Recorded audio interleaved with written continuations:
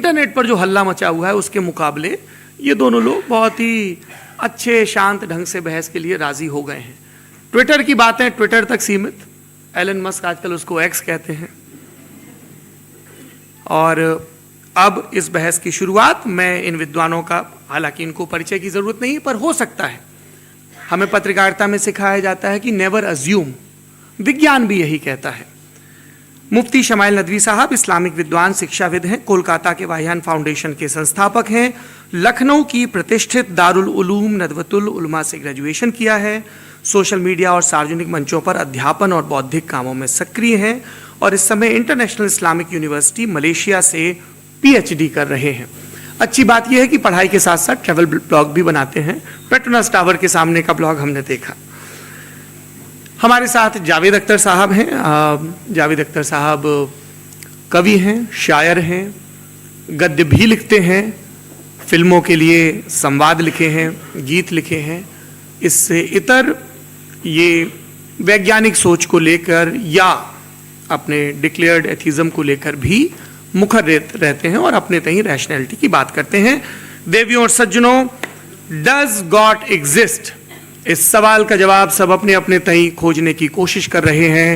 कोई इसको god damn particle की खोज बताता है, कोई गॉड पार्टिकल की खोज बताता है, कोई हिग्स बोसान की खोज बताता है, कोई ये सवाल जवाब तलाशने की कोशिश करता है कि मास एग्जिस्टेंस में आखिर आया कैसे, हुआ क्या था, सृष्टि के पहले, समय के पहले क्या था। और कोई ये कहता है कि ये सारी खोजें जिस मस्तिष्क में हो रही हैं प्रकृति के क्रम में, वो कैसे विकसित हुआ। मैं उम्मीद करता हूं कि हम आज इन बुनियादी सवालों के कुछ जवाब हासिल करने में कामयाब हूं। मैं सबसे पहले मंच पर आमंत्रित कर रहा हूं मुफ्ती शमाइल नदवी साहब को। आइए सर जी।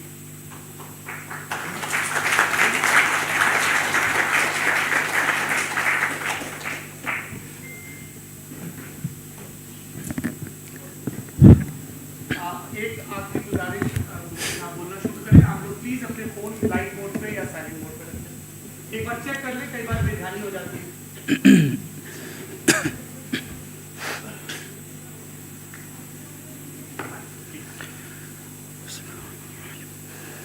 तमाम तारीफें उस क्रिएटर के लिए जिसने इस यूनिवर्स को एक मकसद के तहत पैदा किया है।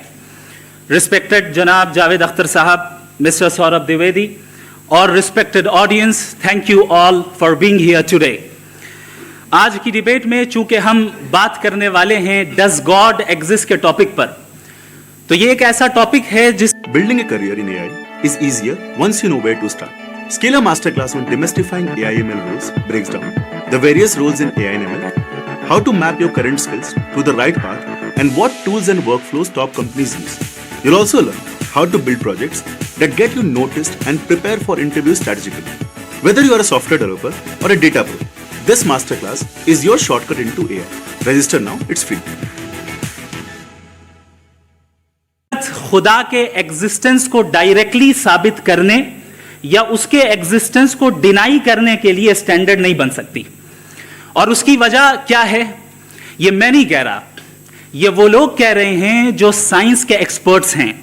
नेशनल एकेडमी ऑफ साइंस कहती है science doesn't have the processes to prove or disprove the existence of God. Why? क्योंकि साइंस का ताल्लुक एम्पेरिकल एविडेंस से है और एम्पेरिकल एविडेंसेस का ताल्लुक हमारे नेचुरल और फिजिकल वर्ल्ड से है, जबकि गॉड नॉन फिजिकल और सुपर नेचुरल रियलिटी है। लिहाजा नॉन फिजिकल रियलिटी को आप उस टूल के साथ नहीं चेक कर सकते जिसका काम फिजिकल रियलिटी को तलाश करना है। लिहाजा आज इस डिबेट में गॉड की एग्जिस्टेंस को साबित करने या उसे डिनाई करने में साइंटिफिक एविडेंस को एक्सेप्ट नहीं किया जाएगा। दूसरा स्टैंडर्ड हो सकता है रेविलेशन, कि रेविलेशन के जरिए हम यह साबित करें कि गॉड एग्जिस्ट करता है या नहीं। लेकिन यह स्टैंडर्ड भी आज इररेलेवेंट है। क्यों? क्योंकि रेविलेशन मेरे नजदीक सोर्स ऑफ नॉलेज है, वैलिड सोर्स ऑफ नॉलेज है, लेकिन हमारे जावेद अख्तर साहब के नजदीक ये वैलिड सोर्स ऑफ नॉलेज नहीं है। लिहाजा आज की डिबेट में मैं एक भी एविडेंस किसी भी मजहबी स्क्रिप्चर से नहीं दूंगा ताकि जावेद अख्तर साहब के लिए वो अनएक्सेप्टेबल ना हो। तीसरा जो मेयार हो सकता है वो है ऑब्जर्वेशन कि भाई कोई कहे कि हमें खुदा दिखाओ, अगर है तो दिखाओ, या ये कि खुदा के एग्जिस्टेंस पर एम्पेरिकल एविडेंस दो, तो ये है दर हकीकत गलत टूल का इस्तेमाल करना। ये ऐसा ही है कि जावेद साहब मुझसे ये मुतालबा करें कि मुफ्ती साहब आप मेटल डिटेक्टर के जरिए प्लास्टिक डिटेक्ट करके दिखाएं। अब चूंकि प्लास्टिक डिटेक्ट नहीं हो पा रही है, लिहाजा plastic does not exist. No, you are using the wrong tool. इस टूल से प्लास्टिक को डिटेक्ट नहीं किया जाता। लिहाजा मैं समझता हूं कि गॉड के एग्जिस्टेंस पर एम्पेरिकल एविडेंस का मुतालबा करना एक बचकाना मुतालबा है, और हमारे रिस्पेक्टेड जनाब जावेद अख्तर साहब इस स्टेज से अब बहुत आगे निकल चुके हैं। अब बचता है एक ही स्टैंडर्ड, और वो स्टैंडर्ड है अक्ल, लॉजिक, रीजनिंग। और यही वो स्टैंडर्ड है जिसके तहत गॉड की एग्जिस्टेंस को साबित किया जाएगा या गॉड की एग्जिस्टेंस को डिनाई किया जाएगा।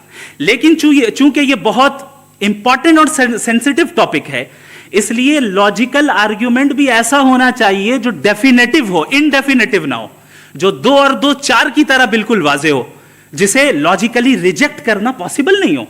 फॉर एग्जाम्पल हम कहें हमारे रिस्पेक्टेड मिस्टर सौरभ साहब, ये एक इंसान है और तमाम इंसान कॉन्शियस बीइंग है, लिहाजा नतीजा क्या निकला, हमारे सौरभ साहब भी कॉन्शियस बीइंग है।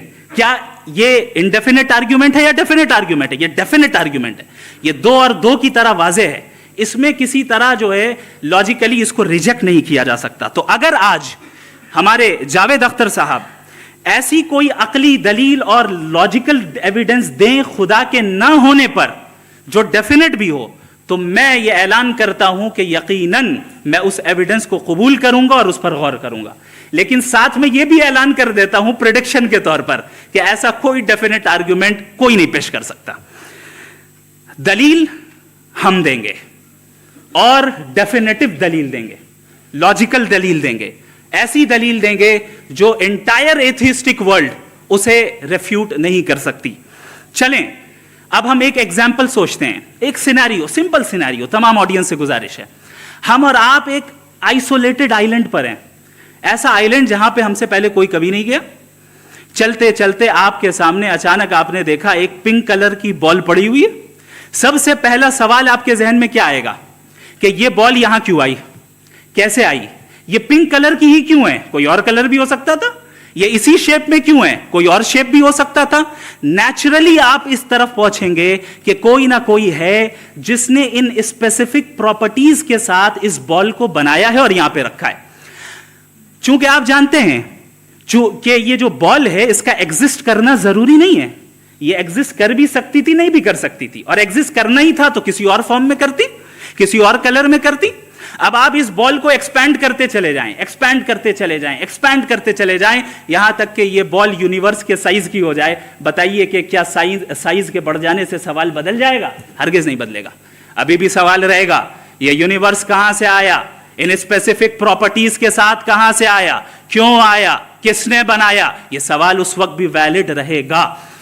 लेकिन ये सवाल अगर हम जनाब जावेद अख्तर साहब से करें तो चूंकि इनका वर्ल्ड व्यू एथिस्टिक है, और सिर्फ इनका नहीं, मतलब जितने भी एथिस्ट हैं और एथिस्टिक वर्ल्ड व्यू को रखने वाले से अगर आप ये सवाल करें कि ये यूनिवर्स कहां से आया, तो इनका जवाब या तो आर्ग्यूमेंट फ्रॉम इग्नोरेंस होगा या डॉगमेटिक होगा। या तो ये कहेंगे कि मुझे नहीं पता कि ये कहां से आया, लिहाजा गॉड डज नॉट एग्जिस्ट, ये आर्ग्यूमेंट फ्रॉम इग्नोरेंस है। या ये कहेंगे कि ये यूनिवर्स खुद ब खुद बन गया, इसका मतलब ये है कि उस बॉल को भी खुद ब खुद बन जाना चाहिए, लेकिन बॉल के ताल्लुक से ये एक्सप्लेनेशन एक्सेप्ट नहीं की जाएगी कि खुद ब खुद बन गई, लेकिन यूनिवर्स के ताल्लुक से कर दिया जाएगा। इसे हम दूसरे अल्फाज में डॉगमा भी कह सकते हैं। दूसरी चीज, हमारे जावेद अख्तर साहब जरूर गॉड ऑफ गैप्स की मिसाल भी जरूर देंगे, और मिसाल देंगे कि पहले जमाने में बिजलियां कड़कती थी तो लोगों ने किसी एक खुदा की तरफ, और बारिश होती थी तो दूसरे खुदा की तरफ मंसूब कर दिया, उनके पास दलील नहीं थी। यह हमारा वर्ल्ड व्यू है ही नहीं, यह हमारा वर्ल्ड व्यू है ही नहीं, क्योंकि नेचुरल फेनोमेना के प्रोसेस की इंटरप्रिटेशन को जान लेने से यह कहां से साबित हो गया कि गॉड एग्जिस्ट नहीं करता है। इस पर मैं इंशाअल्लाह अभी आगे बात करूंगा। आप हजरात ये भी देखेंगे, और मैं ये एक्सपेक्ट करता हूं कि हमारे रिस्पेक्टेड जनाब जावेद अख्तर साहब जरूर इमोशनल आर्ग्यूमेंट्स भी देंगे, जो कि एक लॉजिकल फेलेसी है जब बात आती है ट्रुथ को डिसाइड करने में। क्यों? मिसाल के तौर पर वो कहेंगे कि अगर गॉड है तो इविल क्यों एग्जिस्ट करता है, जबकि मैं कहता हूं इविल का एग्जिस्ट करना गॉड के एग्जिस्ट करने की दलील है, उसके खिलाफ नहीं है। चूंकि अगर गॉड है तो हम सब उसके सामने अकाउंटेबल हैं, और अगर हम अकाउंटेबल हैं तो अकाउंटेबिलिटी के लिए इविल का मौजूद होना जरूरी है, उसके बगैर हम अकाउंटेबल नहीं हो सकते। और अगर हम अकाउंटेबल नहीं हैं तो हम जनाब जावेद अख्तर साहब से पूछेंगे कि आप बताएं कि फिर सफरिंग इस दुनिया में क्यों है? अगर खुदा नहीं है तो सफरिंग क्यों है? और उन लोगों के जज्बे का क्या जिनके अंदर सफरिंग के बाद इंतकाम लेने का जज्बा पाया जाता है और वो इस दुनिया से ऐसे ही चले गए, क्या उनकी सारी तकलीफें बेकार चली जाएंगी? अब आ जाएं उसी एग्जाम्पल की तरफ कि बॉल, मुझसे अगर कोई पूछे इस बॉल को किसने बनाया और या इस एक्सपेंडेड बॉल को किसने बनाया, मैं कहूंगा कि चूंकि ये यूनिवर्स और इस यूनिवर्स की तमाम चीजें कॉन्टिंजेंट हैं। कॉन्टिंजेंट होने का मतलब ये होता है कि जो अपने एग्जिस्टेंस पे किसी के ऊपर डिपेंड करती हो, तो जाहिर है ये यूनिवर्स कॉन्टिंजेंट है। और अगर कोई चीज कॉन्टिंजेंट नहीं है तो मैं रिक्वेस्ट करूंगा कि मुझे दिखा दें कि कौन सी चीज यूनिवर्स में कॉन्टिंजेंट नहीं है, हम भी जरा गौर कर लें और हम भी देख लें। और जब कॉन्टिंजेंट चीजें मौजूद हैं तो फिलोसोफर्स की इस्तिलाह के मुताबिक, हम उस टर्मिनोलॉजी के मुताबिक हम उस जगह तक पहुंचते हैं और उस हस्ती तक पहुंचते हैं जिसे नेसेसरी बीइंग कहा जाता है, कि ये वो नेसेसरी बीइंग है जिसका मौजूद ना होना नामुमकिन हो। क्योंकि अगर ये मौजूद ना हो तो सारी चीजें एग्जिस्टेंस में आएंगी ही नहीं, और ये सारी कॉन्टिंजेंट चीजें उसी के ऊपर डिपेंड करती हैं। अब अगर आप ये सवाल करते हैं कि फिर उस हस्ती को किसने बनाया, फिर उसका कॉज क्या है, फिर उसका कॉज क्या है, फिर उसका कॉज क्या है, और एंडलेसली चले जाएं, इसे हम कहते हैं इन्फिनिट रिग्रेस ऑफ कॉजेज, जो कि लॉजिकल फैलेसी है। कॉन्सेप्चुअली इन्फिनिटी पॉसिबल है। मिसाल के तौर पे न्यूमेरिकल्स 1 2 3 गिनते चले जाएं, इन्फिनिट नंबर्स हैं। मैं कॉन्सेप्चुअली बात नहीं कर रहा, प्रैक्टिकली रियलिटी में साबित करके दिखाएं कि infinite regress of causes possible है या नहीं। अगर पॉसिबल है तो हम मान लेंगे, मिसाल दे दें, और पॉसिबल नहीं है तो एक ही ऑप्शन बचता है जिसे हम कहते हैं नेसेसरी बीइंग। ऐसी नेसेसरी बीइंग जो इंडिपेंडेंट है, क्योंकि अगर वो डिपेंडेंट हुई तो वो नेसेसरी नहीं रहेगी। ऐसी इंडिपेंडेंट बीइंग जो इटर्नल है, अगर वो इटर्नल नहीं होगी, उसकी बिगिनिंग होगी तो वो खुद कॉन्टिंजेंट है। ऐसी बीइंग जो पावरफुल है, क्योंकि कॉन्टिंजेंट को एक्चुअलाइज करने के लिए पावर चाहिए। ऐसी बीइंग जो इंटेलिजेंट है और नॉलेजेबल है, क्योंकि ये यूनिवर्स स्पेसिफिक फॉर्म और स्पेसिफिक लॉज ऑफ नेचर के तहत प्रिसाइजली चल रहा है। Thank you. थैंक यू मुफ्ती साहब। मैं इन दलीलों के बाद जावेद अख्तर साहब से गुजारिश करूंगा, आप बैठ के बोलना चाहेंगे या बाहर? जी।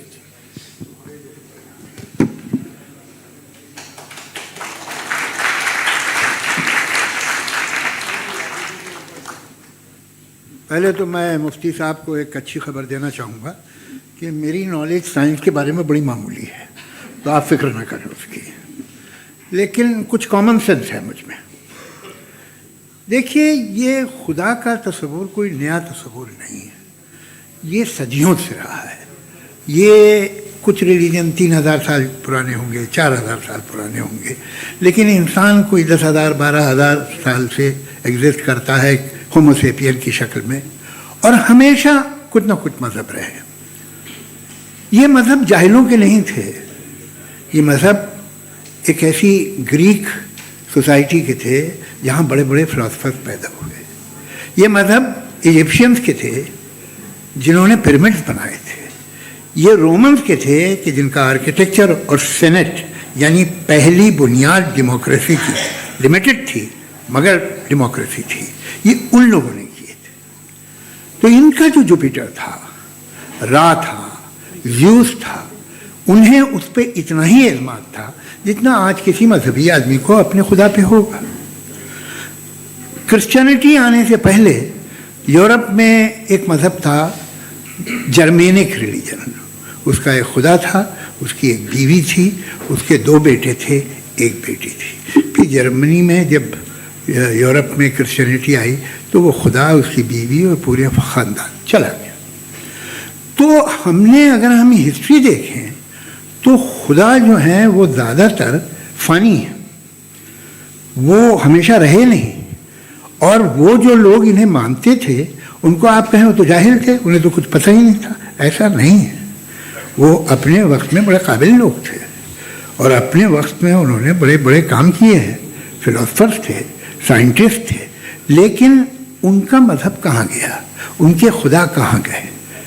आज जो खुदा हैं दुनिया में लोग उन्हें मानते हैं, आपको क्या मालूम कि कितने बरसों के बाद क्या होने वाला है। हम यूरोप में देखते हैं तो चर्च खाली हैं। तो वक्त के साथ चीज़ें बदलती हैं। जहाँ तक इसका ताल्लुक है मजहबों का, हर मजहब आपसे एक चीज़ मांगता है, फेथ।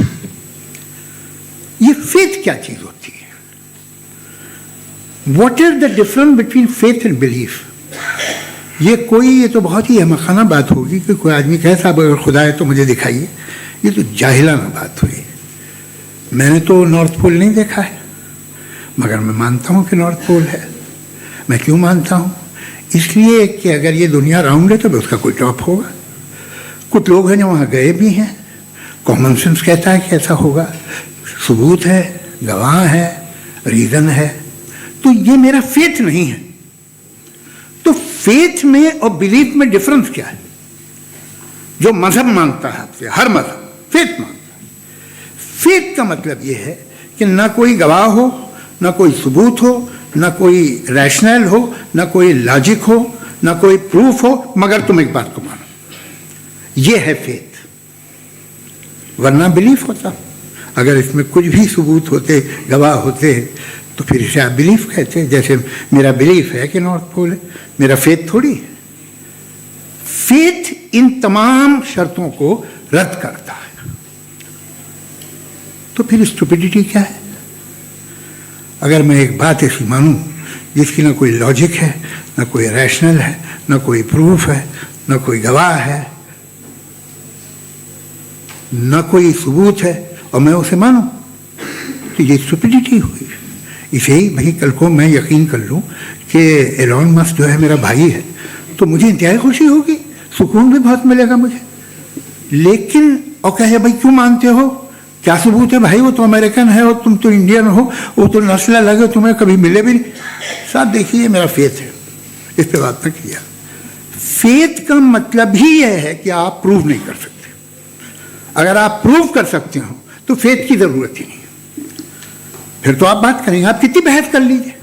अल्टीमेटली दुनिया का हर मजहब फेथ पे टिका है, और फेथ का मतलब है एक ऐसा यकीन जिसका कोई सबूत, कोई गवाह, कोई रैशनल नहीं। अब आप ये कहें, क्या आप ये क्यों कह रहे हैं कि साहब ये कायनात किसने बनाई? कमाल ये है कि आपने बताया कि एक आइलैंड पे गए और एक बॉल देखी। आपने ये नहीं कहा कि आइलैंड किसने बनाया, आपको सिर्फ बॉल पे हैरत हुई। हमने आइलैंड पे हमने हैरत नहीं की, होते हैं आइलैंड। इसी तरह ये आइलैंड है, सितारे, ये गैलेक्सीज, ये सब आइलैंड हैं खला में। हम उन्हें टेकन फॉर ग्रांटेड लेते हैं, हम पूछते नहीं किसने बनाए। आपने जजीरे के बारे में भी नहीं पूछा है। मेरी पैदाइश कैसे हुई? क्या मैं प्लान्ड पैदा हुआ था? I was plan to be born, या एक लकी स्पर्म था जो किसी एग से चिपक गया?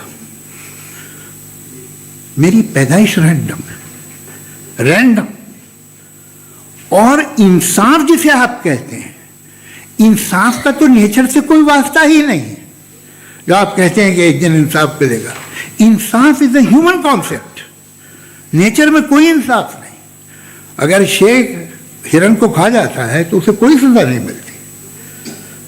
अगर एक आंधी आती है और हरे भरे पेड़ों को उखाड़ के फेंक देती है तो आंधियों की जेल नहीं होती है। नेचर में इंसाफ नहीं, इसलिए मुझे नेचर को इंसाफ की जरूरत भी नहीं। नेचर तमाम एक है। अब हम कहें कि साहब ये देखिए जो मैंने खाना खाया था, ये मेरी आंख तो नहीं यूं कर दिया उसे, तो इसे सजा मिलनी नहीं। वो सिस्टम है, ऐसे ही चल रहा है। नेचर बगैर इंसाफ के है। इंसाफ इज अ ह्यूमन कॉन्सेप्ट। तो जो आपसे कहता है कि मैं तुम्हें इंसाफ दूंगा, वो इंसानी जहन की पैदावार है। ये नेचुरल है ही नहीं, ये आसमानी है ही नहीं। नेचर का तस्वुर, इंसाफ का तस्वुर। भाई आप साथ मिलते हैं, अब आप लेफ्ट हैंड ड्राइव कर लें, ये क्या है? तमाम सच, तमाम नेकी, तमाम शराफत लेफ्ट हैंड ड्राइव है। वरना क्या होगा, या तो आप क्रॉस कर देंगे, आपका एक्सीडेंट हो जाएगा, या आप किसी को मार देंगे, या ट्रैफिक जैम हो जाएगा। झूठ, बेईमानी, रिश्वतखोरी, ये तमाम जो है driving on the wrong side, इसके ऊपर कुछ नहीं। ये तो हमने बनाया, जैसे हमने लेफ्ट हैंड ड्राइव बनाई है। ये कॉन्सेप्ट ऑफ इंसाफ जो है ये हमारा है, इसका नेचर से कोई वास्ता नहीं। शेर खा जाता है हिरन को, उसे जेल होती है क्या? कुछ भी नहीं, है ही नहीं। तो ये जो दुनिया के रिलीजन प्रॉमिस करते हैं आपसे इंसाफ, इसी से मालूम होता है कि ये मैन मेड है। ये तसव्वुर कहीं और का है ही नहीं। जो नेचर है, कुछ लोग कहते हैं नेचर ही खुदा है, तो नेचर में तो इंसाफ नहीं कहीं। और आप वादा कर रहे हैं कि तुम्हें मरने के बाद इंसाफ मिलेगा। मुझे अगर मिलेगा तो मैं बहुत खुश होऊंगा, लेकिन मैं यकीन नहीं कर पाता हूं, इसलिए कि मैं फेथ नहीं पैदा कर सकता। The very fact that religions demand faith, इसका मतलब है कि उनके पास जस्टिफिकेशन नहीं है। अच्छा साहब, फिर रिलीजन अगर मॉडरेशन में है, कोई सा भी नहीं, वो आप में कुछ खूबियाँ भी पैदा करता होगा, देखिए उससे ये फ़ायदा है, वो फ़ायदा है। अल्कोहल जो है वो ज़्यादातर दवाओं में यूज़ होती है, और एक सर्वे किया गया था अमेरिका में कि लॉन्जिटिविटी किन लोगों की है। तो एक तरफ वो लोग थे जो शराब पीते ही नहीं थे, और एक तरफ वो थे जो एक बोतल शराब रोज़ पीते थे। सबसे ज़्यादा लंबी उम्र की है जो 2 पैक नाप के शराब पीते हैं और खाना खाते हैं। मगर हम शराब को बुरा समझते हैं, मैं भी बुरा समझता हूँ। क्यों? ऐसा होता नहीं। कुछ चीज़ों में आदत होती है कि वो बढ़ती है। आज तक में एक आदमी दूध पीता है, आप 10 साल बाद भी मिलेंगे तो एक ही गिलास पीता होगा। ऐसा नहीं होता, सुबह से दूध पीता रहता है। मिल्कोहलिक मैंने नहीं देखे, अल्कोहलिक होते हैं। ये टेंडेंसी है मजहब की कि वो बढ़ता है, जैसे कैंसर बढ़ता है, जैसे शराब बढ़ती है।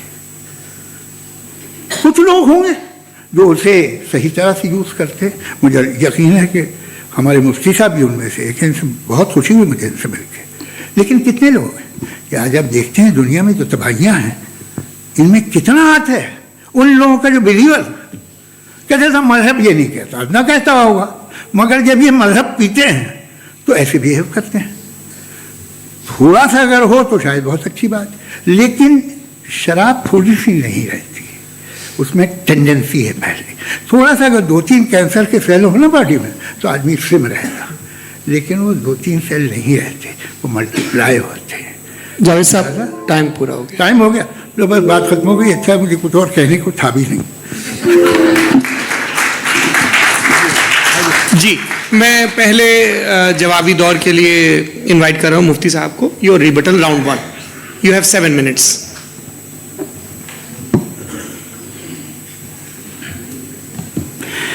Thank you very much Javed साहब, आपकी बात को सुनकर बड़े महजूज हुए हम लोग। महजूज, डू यू अंडरस्टैंड?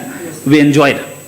ओके, अब थोड़ा सा लॉजिकली उसको हम लोग दरअसल हम लोगों ने कल गुजारिश की थी मुफ्ती साहब से भी, जावेद साहब से भी, कि हिंदुस्तानी ज़बान आम फहम सबको समझ में आ जाए, और जहाँ कहीं आप मुश्किल शब्द इस्तेमाल करें वहाँ बताते भी चलें। Thank you. तो सबसे पहले हमारे रिस्पेक्टेड जावेद साहब ने हवाला दिया कि खुदा फानी है। कितने मजहब आगे चले गए, किसी ने जुपिटर को खुदा माना, किसी ने किसी को माना। मैं कहता हूं जिसने कॉन्टिंजेंट चीज को खुदा माना, गलत माना, वो खुदा ही नहीं, वो खुदा ही नहीं है। हम तो नेसेसरी बीइंग को साबित करने बैठे हैं, वो नेसेसरी कॉज जो इटरनल है, जो अबदी भी है और अजली भी है। हम किसी और को साबित करने नहीं बैठे। दूसरी चीज उन्होंने कहा कि फेथ एंड बिलीफ, ये एक ऐसी डेफिनेशन है फेथ की जो इन्होंने पहली मर्तबा पेश की है, या माफ कीजिएगा इन्होंने पहली मर्तबा पेश नहीं की है, रिचर्ड डॉकिंस ने पहली मर्तबा पेश की है। मुझे मालूम है ये सोर्स कहां से है। एपिस्टेमोलॉजिकली फेथ और बिलीफ का फर्क आप इस तरह नहीं कर सकते सर। फेथ सही भी होता है, गलत भी होता है, बिलीफ सही भी होता है, गलत भी होता है। जो लॉजिक, रीजन और एविडेंस से बैक्ड होगा वो फेथ सही होगा। और आप जिस फेथ की बात कर रहे हैं कि इलॉजिकल है और उसके पीछे नहीं है, तो we are on the same page. हम नहीं मानते उस फेथ को, जो फेथ ऐसा हो जिसके पीछे कोई लॉजिक ना हो, एविडेंस ना हो, हम नहीं मानते। हम तो उस फेथ के कायल हैं जिसके पीछे लॉजिक हो और एविडेंस हो। तो बिलीफ सही भी होता है, गलत भी होता है, फेथ भी सही होता है और गलत भी होता है। तो आज फेथ और बिलीफ के डिफरेंस पे बात नहीं हो रही। आज आप चाहे फेथ एक्सेप्ट कर लें या बिलीफ एक्सेप्ट कर लें, आज ये बात होगी कि ट्रूथ क्या है, चाहे ट्रू बिलीफ सही है या ट्रू फेथ सही है, और फॉल्स फेथ क्या है और फॉल्स बिलीफ क्या है, बात इस पे हो रही। दूसरी चीज इन्होंने पूछा, स्टुपिडिटी फिर क्या है?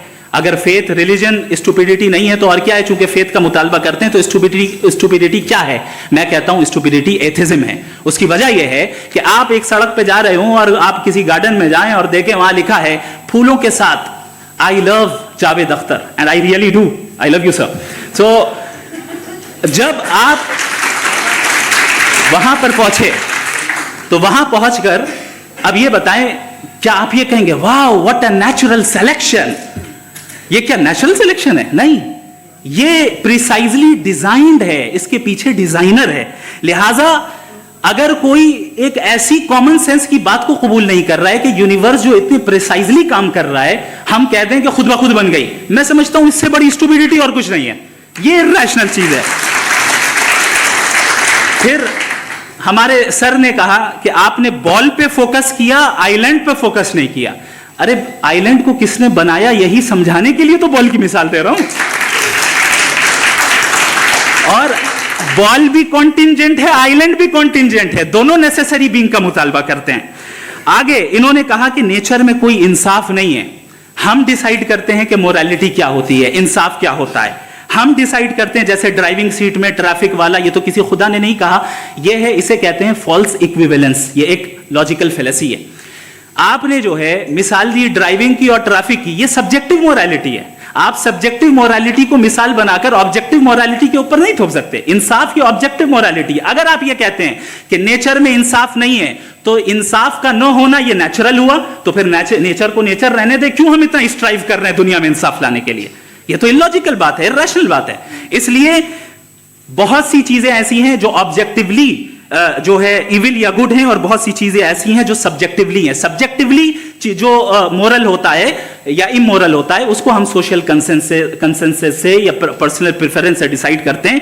लेकिन जो ऑब्जेक्टिव मोरालिटी है जिसमें इंसाफ आया, जो इन्होंने बार बार रिपीट किया, ये ऑब्जेक्टिव है, सब्जेक्टिव नहीं है। अगर आप कहते हैं ये सब्जेक्टिव है तो मेरा सवाल आपसे ये है, क्या सोशल कंसेंसस के जरिए अगर जुल्म को सही करार दे दिया जाएगा तो आप जुल्म को जस्टिफाई करेंगे? दूसरी चीज इन्होंने ये कहा कि 2 पैक शराब पी लें तो वो उतने पे नहीं रहता, बढ़ जाता है। यही मामला मजहब के साथ है। 2 पैक आप पी लें बढ़ेगा। तो ये एक ऐसी मिसाल है, इसको कहीं भी फिट कर लें कि आप एथिज्म पे जब फिट करें, जब आप 2 पैक एथिज्म का लेंगे ना तो वो बढ़ बढ़ के नॉर्थ कोरिया बनेगा। Thank you.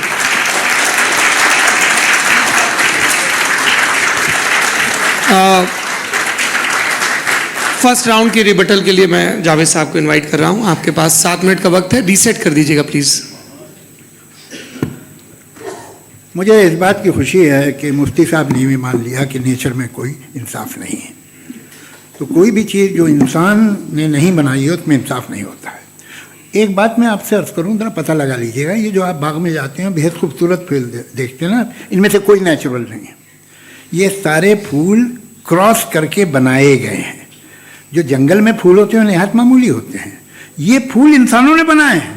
जो आप बाग में देख के वाह वाह कहते हैं, ये इंसानों के बनाए हुए हैं। डिफरेंट फूलों को क्रॉस करके, डेवलप करके, फिर क्रॉस करके इस तरह से बनाए गए। नेचुरल फ्लावर नहीं। किसी जंगल वीरान में जाके आप गुलाब के फूल नहीं देखेंगे। ये सब बनाए हुए इंसान ने, बहुत से काम इंसान ने किए हैं। बाकी है कि आपने मेरी एक बात का जवाब नहीं दिया, जिससे मुझे शिकायत है कि फेथ क्या है और आप फेथ मांगते क्यों हैं मुझसे? आप तो लॉजिकल हैं, आपके पास तो सारे रैशनल्स हैं, आपके पास सारे सबूत हैं, तो आपको फेथ की डिमांड क्यों करते हैं कि भाई तुम सरेंडर कर दो और सवाल मत करो? कोई मजहब सारे सवाल करने की इजाजत नहीं देता है और मना करता है कि ज़्यादा सवाल ना करो, बहक जाओगे तुम। आप क्यों रोकते हैं? हकीकत यह है कि इंसानी तारीख क्या है।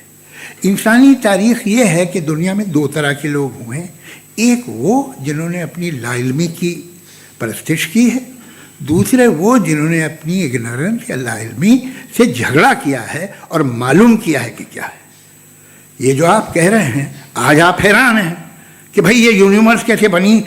लोग हैरान थे कि सूरज डूबता है तो इधर से कैसे निकलता। और आप एक कदम जाके हमेशा का मानने को तैयार है, एक कदम पीछे ही मान जाइए। भाई आप इसके बाद जाते हो, कहते सवाल ना करना कि ये कहाँ से आया, ये पावर तो हमेशा से हमेशा रहेगी।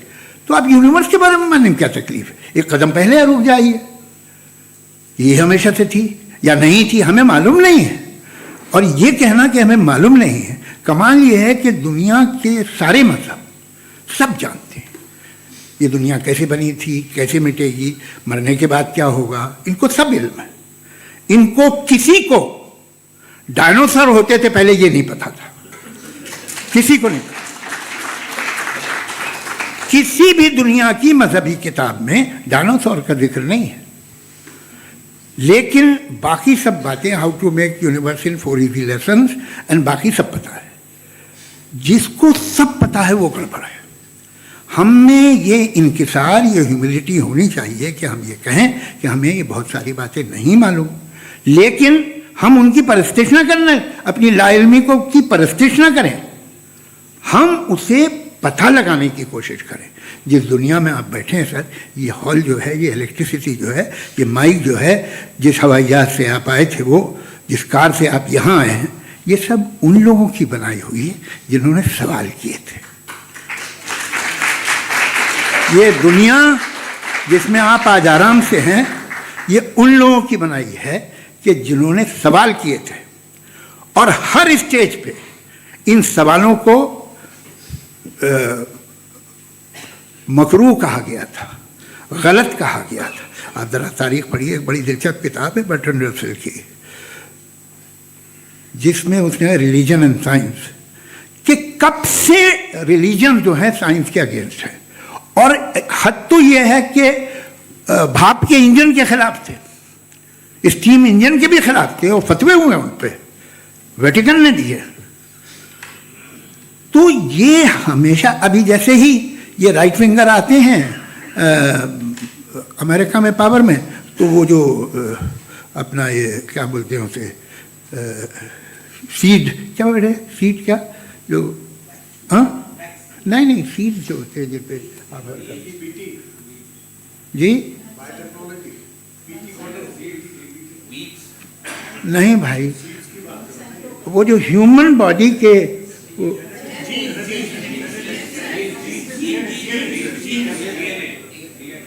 उस पर रिसर्च बंद हो जाती है, रिपब्लिकन नहीं करने देते।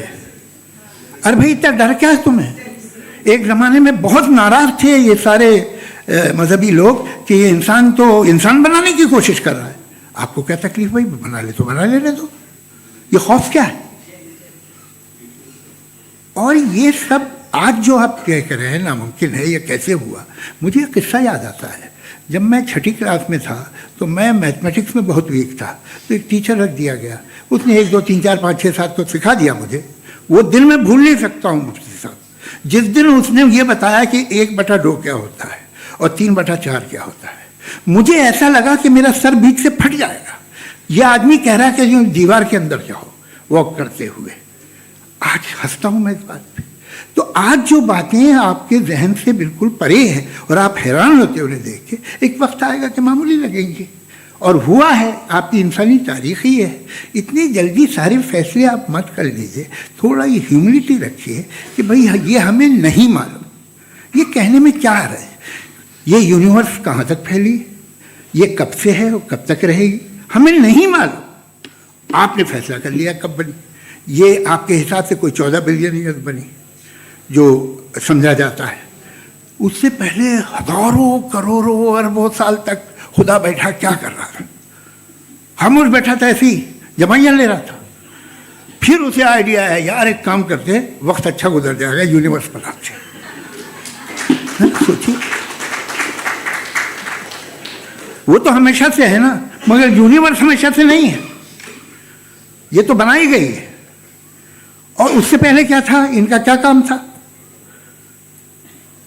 कैसी बात है, ये ये बड़ा आसान है। जो बात हमें आज धीरे धीरे पता चली है, बरसों 2000 और 2500 साल पहले आपको किसी ने बता दिया कि क्या था, आप मान गए, और तब से वही मान रहे हैं जो 2500 साल पहले कहा गया था। सब कुछ बदल गया है, सॉल्व हो रही हैं चीज़ें। अभी साइंस बिल्कुल दावा नहीं करती, या कोई फिलोसफर ये दावा नहीं करता कि हमें सब मालूम, बल्कि वो कहता है कि हमें जितना मालूम होता है उससे ये मालूम होता है कि हमें कितना कम मालूम।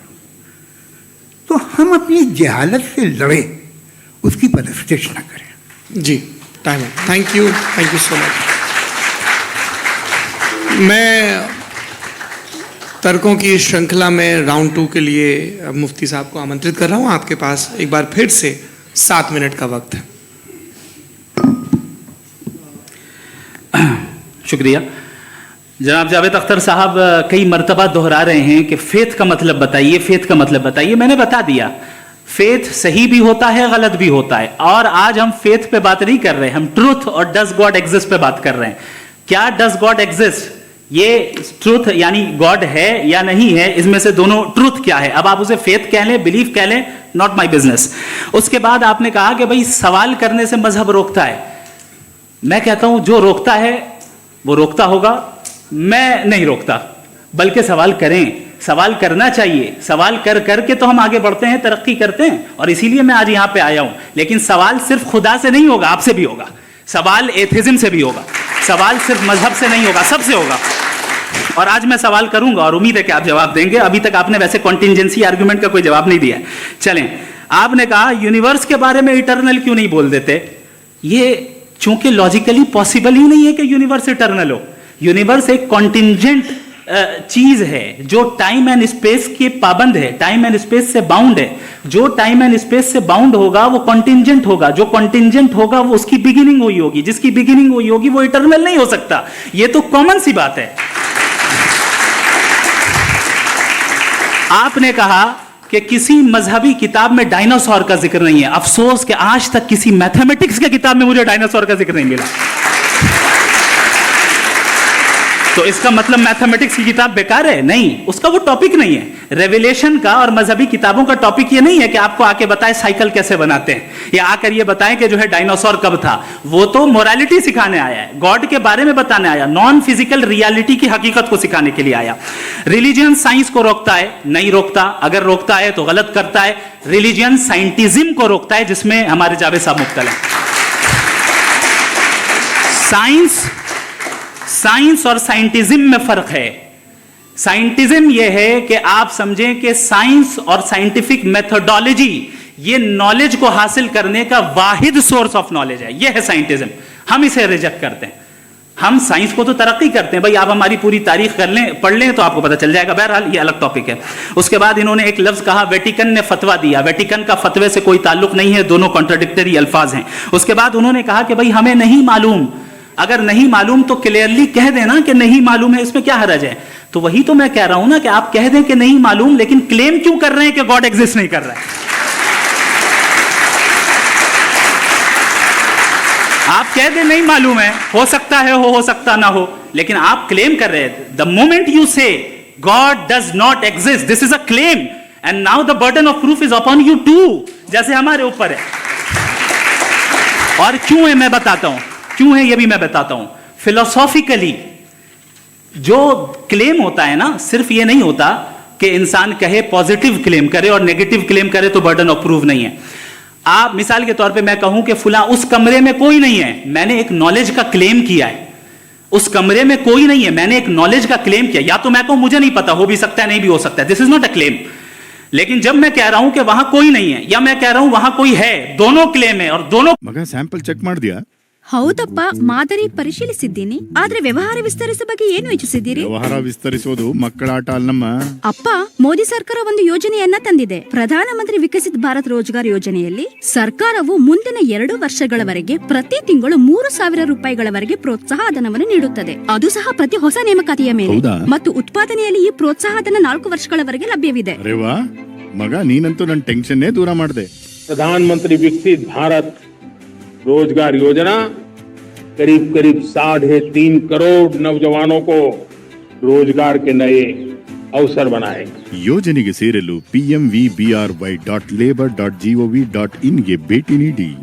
यानी आप ये कह रहे हैं कि यूनिवर्स के बनने से पहले खुदा क्या कर रहा था? टाइम के बनने से पहले का ताल्लुक टाइम से, टाइम उस वक्त था ही नहीं, तो ये सवाल ही इनवैलिड है खुदा के ताल्लुक से।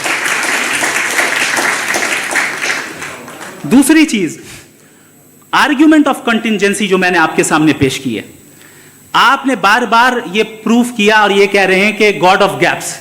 देखिए, पहले नहीं मालूम था, साइंस ने कर दिया। सिंपल्स की मिसाल से मैं समझा देता हूं। जिस गैप्स की आप बात कर रहे हैं ना, साइंस उन गैप्स को जिन चीज के जरिए भी प्रूव करेगा वो कॉन्टिंजेंट ही होगा, अब चाहे वो फोर्स हो, मैटर हो या एनर्जी हो। लिहाजा सवाल हमारा उस वक्त भी वैलिड होगा जब तक कि आप नेसेसरी बीइंग पे ना आ जाएं, और इन्फिनिट रिगरेस पॉसिबल नहीं है of causes in practical world, तो जाहिर है कहीं रुकना पड़ेगा, जहां रुकेंगे वही खुदा है। दूसरी चीज, आपने ये क्या कह रहा था मैं, किस पॉइंट को? What? Oh no, after that. Just now. हाँ, जहां रुकेंगे वही खुदा है। बहरहाल, तो टाइम का जिक्र हो गया, गॉड ऑफ गैप, सॉरी, या इसकी एक मिसाल आप ले लें। एक कार है, एक साहब ने देखा कि भाई कार जो है उसके व्हील्स कितने अच्छे लगे हुए हैं सही जगह पे, स्टीयरिंग जो है कितने अच्छे जगह पे लगी हुई है, और सीट्स कितने वेल डिजाइंड है, कितनी प्रिसाइजली ये कार काम कर रही है, तो जरूर कोई ना कोई इसे क्रिएट किया है, किसी ने क्रिएट किया है। अब जावेद साहब आए और कहे, अरे जनाब बोनेट खोलिए, इसमें इंजन है, इंजन इस कार को चला रहा है, hence prove no one has created the car. This is illogical, this is irrational. आपने इंजन के जरिए उस गैप को तो साबित किया, लेकिन क्या उससे कार की जो क्रिएशन है और उसका जो क्रिएटर है ये इम्पॉसिबल हो जाए? ऐसा पॉसिबल है? उसका सवाल खत्म हो जाए, ऐसा पॉसिबल है? नहीं। आपने गैप्स को फिल करके, कॉन्टिंजेंट चीजों से गैप्स को फिल करके हमारे ऑब्जर्वेशन को और ब्रॉड कर दिया। अब हमें और पता चल गया कि ये जो कार है इसका सिस्टम कितना ज्यादा कॉम्प्लेक्स है। पहले कम समझते थे, अब कॉम्प्लेक्सिटी और ज्यादा वाजे हो गई। अब हमें समझ में आ रहा है कि हमारी सर्टेनिटी और बढ़ गई कि जरूर इस कार को किसी ना किसी ने बनाया। यही मामला यूनिवर्स का है। साइंस हमेशा फिजिकल वर्ल्ड की चीजों को ही फिल करती जाएगी और फिजिकल चीजों से ही करती जाएगी, चूंकि एम्पेरिकल एविडेंस का ताल्लुक फिजिकल वर्ल्ड से है। आप साइंस के जरिए मेटाफिजिकल रियलिटी को कभी साबित नहीं कर सकते। ये रॉन्ग टूल का इस्तेमाल करना है। ये वही काम है कि आप मेटल डिटेक्टर से प्लास्टिक डिटेक्टर करने चलें, जो कि जाहिर है सही नहीं है। Thank you.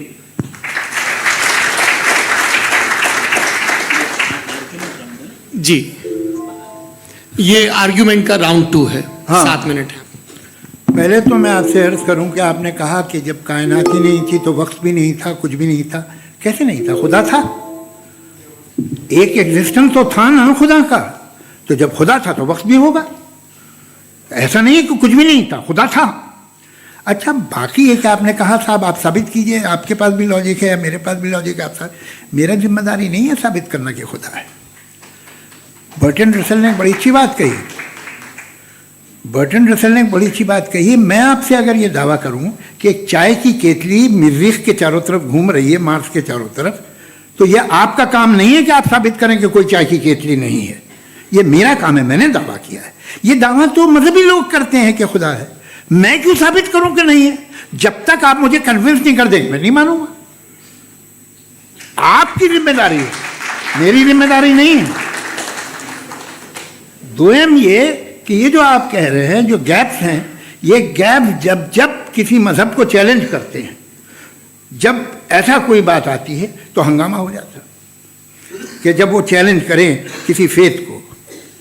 ये तमाम साइंस जो है इसे मुख्तलिफ जगहों पे मुख्तलिफ वक्तों में मजहब ने रोकने की कोशिश की है। ये किताब है religion and science, Burton Russell की, पढ़िएगा, अच्छी लगेगी आपको। तारीख ही है साइंस, मजहब की साइंस से उसका यही रिश्ता है। अच्छा, अब ये हम सोचें कि बहरहाल ये वजूद जो है मजहब और ये बिलीव इन गॉड इंसान को बेहतर बना देता है। तो एक काम कीजिए, हिंदुस्तान वर्ल्ड का नक्शा लीजिए और मार्क कीजिए कि रिलीजन कहाँ कहाँ ज़्यादा है, कहाँ कहाँ, चाहे वो लैटिन अमेरिका हो या मिडल ईस्ट हो या फार ईस्ट हो या हिंदुस्तान के वो इलाके जहाँ मजहबियत ज़्यादा है। रख दीजिए नक्शा अलग। अब दूसरा नक्शा कि कहाँ कहाँ नाइंसाफ़ी, रिप्रेशन, औरतों के हुकूक की पामाली, जुल्म, डिक्टेटरशिप कहाँ है, नक्शा एक ही होगा। तो आप मुझे बताएं कि जो इसका तरकीब इस्तेमाल क्या है, खुदा का तरकीब इस्तेमाल तो बताइए। आप छोटी सी दवा सड़क पे बेचते हैं, उसकी भी तरकीब इस्तेमाल बताते हैं। इसके इस्तेमाल से तो फायदा नहीं हुआ किसी को। जो सारे के सारे खराब मुल्क हैं, खराब समाज है, वो सारे जुल्म खुदा के नाम पे करते हैं। वो गलत करते हैं, सही करते हैं, मुझे क्या लेना देना उससे। इस्तेमाल से मालूम होता ना। एक विस्की की बोतल कभी शायद देखी हो आपने, लाल रंग की होती है, उस पर रोशनी वोशनी पड़े, इंतहाई खूबसूरत लगती है, क्या बिगाड़ रही है किसी का। उसका इस्तेमाल गलत है, इसलिए आप उसे नापसंद करते हैं। इसका इस्तेमाल गलत है, इस तसव्वुर का इस्तेमाल ही गलत है और हमेशा से गलत हुआ है। आप देख लीजिए, इंसानी तारीख देख लीजिए, आज देख लीजिए, हिंदुस्तान देखिए, दुनिया देख लीजिए, क्या हो रहा है। इसे कैसे इस्तेमाल कर रहे हैं। फेथ वाले लोग क्या फेयर हैं, जस्ट हैं, जो अपने खुदाओं पे यकीन रखते हैं, वो किस तरह के लोग हैं। वो लोगों को इंसाफ देते हैं, वो बेहतर इंसान बने। तो इस दवा का फ़ायदा क्या है। चलो बहुत फ़ायदा हो रहा तो मैं इस्तेमाल कर लूँगा, मुझे तो इस दवा का कोई फ़ायदा दिखता ही नहीं। मुझे तो ऐसा लगता, मैं एक और बात बताऊं, अगर कोई आदमी मजहबी है और अच्छा आदमी है तो मैं उसकी बहुत इज्जत करता हूँ, इसलिए कि मेरा ख्याल है मजहबी आदमी का अच्छा होना मुझसे अच्छा होने से ज़्यादा मुश्किल है। भाई हर चीज़ की एक लिमिट है। आप इतना भाग सकते हैं, इतना नहीं भाग सकते, इतना वजन उठा सकते, इतना नहीं उठा सकते, इतना दूर देख सकते हैं, इतना दूर नहीं देख सकते। उसी तरह कॉमन सेंस कहता है कि आप में नेकी का भी एक कोटा होगा। अब आप अगर सुबह जाते हैं अपनी इबादत गाह और इबादत करते हैं, तो बाहर निकलते हैं तो आप तो यही महसूस करते हैं कि आपने एक बहुत अच्छा काम किया, आपकी नेकी का एक बहुत बड़ा कोटा खर्च हो गया जिससे किसी का कोई फ़ायदा नहीं हो। मैं तो नहीं जाता हूँ, तो मुझे तो किसी को खाना खिलाना पड़ेगा, किसी बेवा की मदद करनी पड़ेगी। मैं अपना कोटा कैसे कंज्यूम करूं। आप अपना कोटा, सारे मजहबी लोग इंतहाई यूजलेस कामों में यूज करते हैं। उसके बाद भी अगर आप में बच्ची है थोड़ी सी शराफत, तो भाई वाह क्या बात है।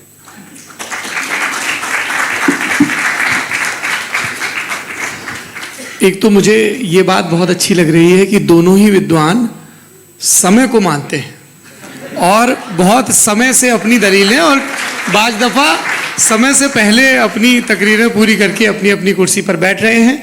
ये इस आर्ग्यूमेंट का राउंड 2 पूरा हुआ। अब रिबटल का राउंड 2 है और उसके बाद क्रॉस एग्जामिनेशन होगा। नहीं, आपका आर्ग्यूमेंट हो गया सर।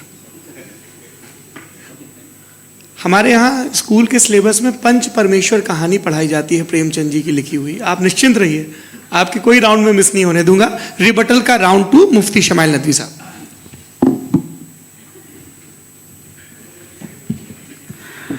असल में जो हकीकी प्रॉब्लम है, असल प्रॉब्लम है, वो ये है कि जावेद साहब के पास कॉन्सेप्ट ऑफ गॉड क्लियर नहीं है।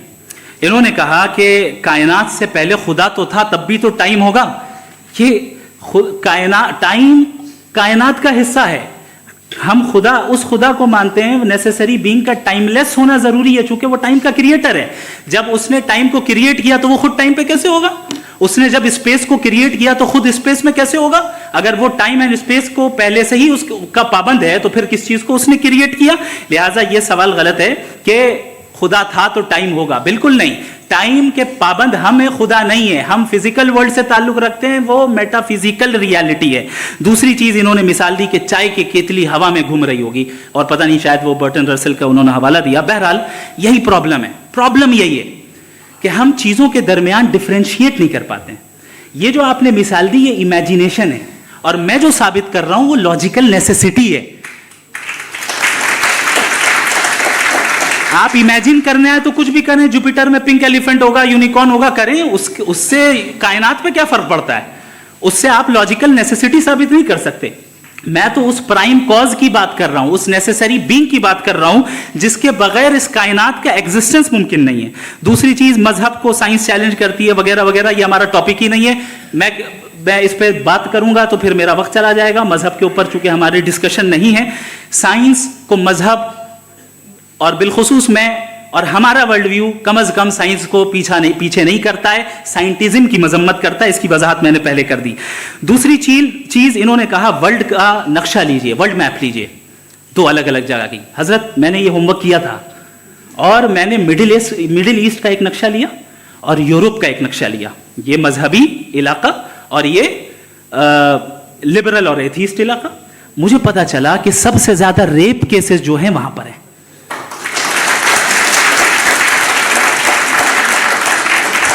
मुझे ये पता चला यूएन की रिपोर्ट के मुताबिक, मैं ये अपने घर से नहीं लेके आ रहा, कि जो वर्किंग वुमेन है यूरोपियन कंट्रीज में, उसमें 81% वुमेन सेक्सुअल हैरेसमेंट का वर्क में शुमार हो रही है। ये मिडिल ईस्ट में नहीं हो रहा है, वो मजहबी लोग हैं इसलिए नहीं हो रहा है।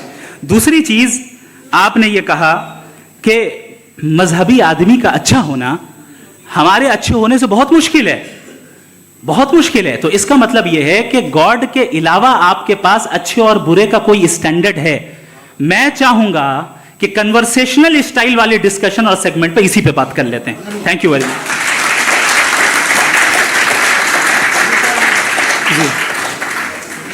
ये रिबटल का राउंड 2 है, आपके पास 5 मिनट का वक्त है और इसके बाद क्रॉस एग्जामिनेशन शुरू करेंगे। आप चाहें तो जो इन्होंने सवाल पूछे उनके जवाब आप रिबटल में भी दे सकते हैं। जी जी, देखिए पहले तो ये बात कि ये मिसाल गलत नहीं है, गलत है। इन्होंने पहले ही हमको डिसार्म कर दिया, कह लिया अकल से मामला सॉल्व नहीं हो सकता, लॉजिक से आप पहुंच नहीं सकते। ये एक मेटाफिजिकल चीज़ है। मेटाफिजिकल अजीब सा लफ्ज़ है, ठीक से किसी को माने नहीं मालूम इसके, तो ऐसा लगता है कुछ बड़ी चीज़ है। अरे भाई क्या होता है मेटाफिजिकल, बताओ, खड़ी हो। ये एक लफ्ज़ है जो कहीं भी इस्तेमाल हो जाता है। जब आप एक बात कर रहे हैं और आप मुझसे बहस कर रहे हैं तो मुझे मेटाफिजिकल मत बताइए, आप लॉजिकली मुझे प्रूव किए। और अगर लॉजिकली आप नहीं बात करते साहब ये मेटाफिजिकल है, तो फिर हम आप बात क्या कर रहे हैं? मेरा आपका किस ज़बान में कॉन्वर्सेशन होगा? और ये कहना कि वक्त पहले नहीं था, तो फिर क्यों कहते हैं ये हमेशा से और हमेशा रहेगा? हमेशा वक्त है, तो आप कैसे कहते हैं वो हमेशा से है और हमेशा रहेगा? हमेशा का मतलब है कोई वक्त, अगर वक्त ही नहीं है तो हमेशा कैसे? बाहर वो रहेगा। अब मैं ये देखता हूँ, आपने कहा ना कि वहाँ रेप ज़्यादा होते हैं, तो हम एक बात देखते हैं कि दुनिया जिस पे वो कादर मुतलक है, जिसकी मर्जी के बगैर पत्ता भी नहीं हिलता, ओमनीपोटेंट है, ये दुनिया चल कैसे रही है? और इस दुनिया का हाल क्या है? 45,000 बच्चे जो 10 साल की उम्र से कम थे वो गाजा में मरे। भूख से काला हांडी में बच्चे मरते हैं और डिप्थेरिया से मरते हैं। डिप्थेरिया अजीब मर्ज है, गले में जाली बनना शुरू होती है, बच्चा नीला हो जाता है, गरीब का बच्चा, इसलिए कि उपास इलाज नहीं। ये कादर मुतलक है, जो चाहे कर दे। इससे आप दुआएं मांगते हैं हमारी ये काम कर दे वो कर दे, तो इसका मतलब डे टू डे लाइफ में वो इंटरफेयर करता है और ये देख रहा है वो। अगर वो वाकई भी है फॉर डिस्कशन सेक, तो मैं जब दुनिया देखता हूँ तो मेरे दिल में उसके लिए कोई इज्जत नहीं पैदा होती। ये क्या कर रहे हो तुम पूरे ऑल पावरफुल हो, ओमनीपोटेंट हो, ओमनी प्रेजेंट हो। तुम तो वहाँ गाजा में रहे होगे ना, तुम हर जगह हो। तुम देख रहे थे कि बच्चे की कैसे धज्जियाँ उड़ रही, तुम देख रहे थे और तुम चाहते हो मैं तुम्हारी परस्तिश करूँगा, तुम हो भी। अरे यार, इससे अच्छे तो हमारे चीफ प्राइम मिनिस्टर हैं, कुछ तो ख्याल करते हैं। कमाल है, आप किसकी इबादत कर रहे हैं? अगर वो है भी, ये दुनिया नाइंसाफी से, जुल्म से, जबर से, तशद्दुद से भरी हुई। और आप ये मत कहिएगा कि वो देख रहा है और वो बताएगा एक दिन। अगर वो देख रहा है और इंटरफेयर नहीं करता तो आप दुआ क्यों मांगते? आप कहते हैं मेरा ये काम करा दे, इसके मतलब है वो दखल दे सकता है, वो आपको नौकरी दिलवा सकता है, भले दूसरे आदमी को न मिले, मगर आपका काम कर देगा चूंकि आपने दुआ मांगी है। तो जब वो आपको नौकरी दिला सकता है, लड़की की शादी कर सकता है, बेटे को ग्रीन कार्ड दिलवा सकता है, तो कम से कम ये जो मर रहे हैं बच्चे, इनको रोक दे, कुछ तो करे। मुझे तो दुनिया में, इस दुनिया का कोई मालिक है, इसका ओमनीपोटेंट कोई रूलर है, और ये दुनिया ऐसी चल रही है। मैं तो चाहूँगा कि भाई ना हो। अगर हो तो बड़ी शर्मिंदगी की बात है। शुक्रिया।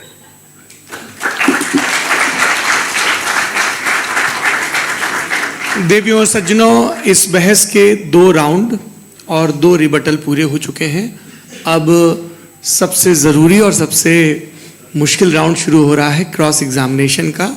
अब इन विद्वानों की सज्जनता की एक परख भी होगी और वक्त हमने 16 मिनट का तय किया है। पहला सवाल आप पूछना चाहेंगे? जी बिल्कुल।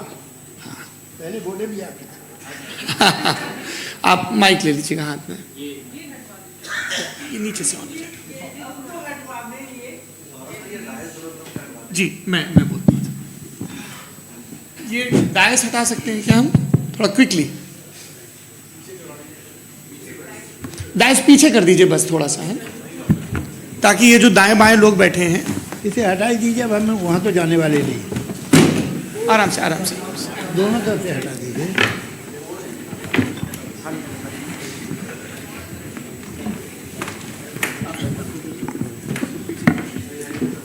इस बीच आप लोग भी अपने अपने सवाल तैयार कर लें। ये ध्यान रखेंगे कि मैं यहाँ से सवाल लूँगा, आप लोगों को अपना हाथ ऊपर करना है, अपना नाम बताना है और अधिकतम 3 वाक्यों में अपना सवाल पूरा करना है। कई लोग सवाल की जगह भाषण देने लगते हैं, उससे आज बचना है।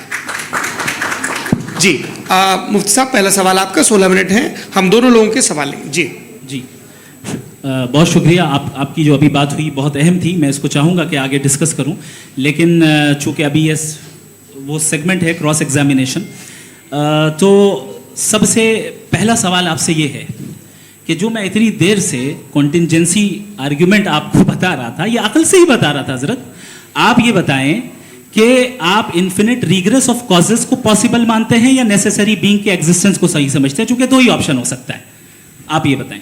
देखिए, आपको मैं ईमानदारी से बात करूँ, एक तो मैं कॉन्टिजेंसी वर्ड ठीक से समझता नहीं, और इस वक्त भी जो आपने अंग्रेजी के अल्फाज इस्तेमाल किए वो ज़रा थोड़े से मुझे डिफ़िकल्ट और कॉम्प्लिकेटेड लगे, तो आप ज़रा सिंपल ज़बान में सवाल कर सकते हैं? बिल्कुल कर सकता हूँ जी। यूनिवर्स की हर चीज़ कॉन्टिंजेंट होने का मतलब ये है कि वो अपने एग्जिस्टेंस में किसी के ऊपर डिपेंडेंट है। जो भी चीज़ डिपेंडेंट होगी वो चीज़ इंडिपेंडेंट नहीं हो सकती, तो उसका कोई ना कोई कॉज होगा।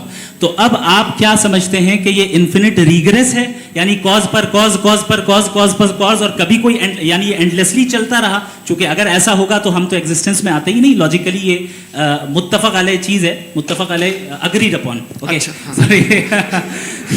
इस पे हमने एग्री किया था कि मुश्किल शब्द आएगा तो अर्थ बताना पड़ेगा। तो इन्फिनिट रिग्रेस तो पॉसिबल नहीं है, तो कहीं ना कहीं आपको रुकना पड़ेगा ऐसे नेसेसरी बीइंग पर। नहीं, कोई ज़रूरत नहीं रुकने की। किसने कहा आप रुकना पड़ेगा? आप रुकते हैं खुदा पे, आप नहीं रुकते। आप कहते हैं वो हमेशा से, जब उस वक्त से है जब वक्त नहीं था। आप कहाँ रुकते हैं कि अब हुआ था वो? आप नहीं कहते। हम क्यों नहीं मान सकते कि यूनिवर्स जो है और बल्कि मल्टीवर्सेस जो है वो हमेशा से हैं, वो बनती है, बिगड़ती है। एक हमारे यहाँ एक चीज़ है, ब्लैक होल, वो समेट लेता है वापस, फिर ब्लास्ट होता है, फिर फैल जाता है। और इसमें हमारी तो खैर कोई औकात ही नहीं है। इंसान की एक छोटे से जर्रे पे हम 50-60 साल की उम्र रखते हैं, जो करोड़ों अरबों साल की कायनात है उसमें, और पैदा भी नहायत ही बेहुदा वजह से हुए थे।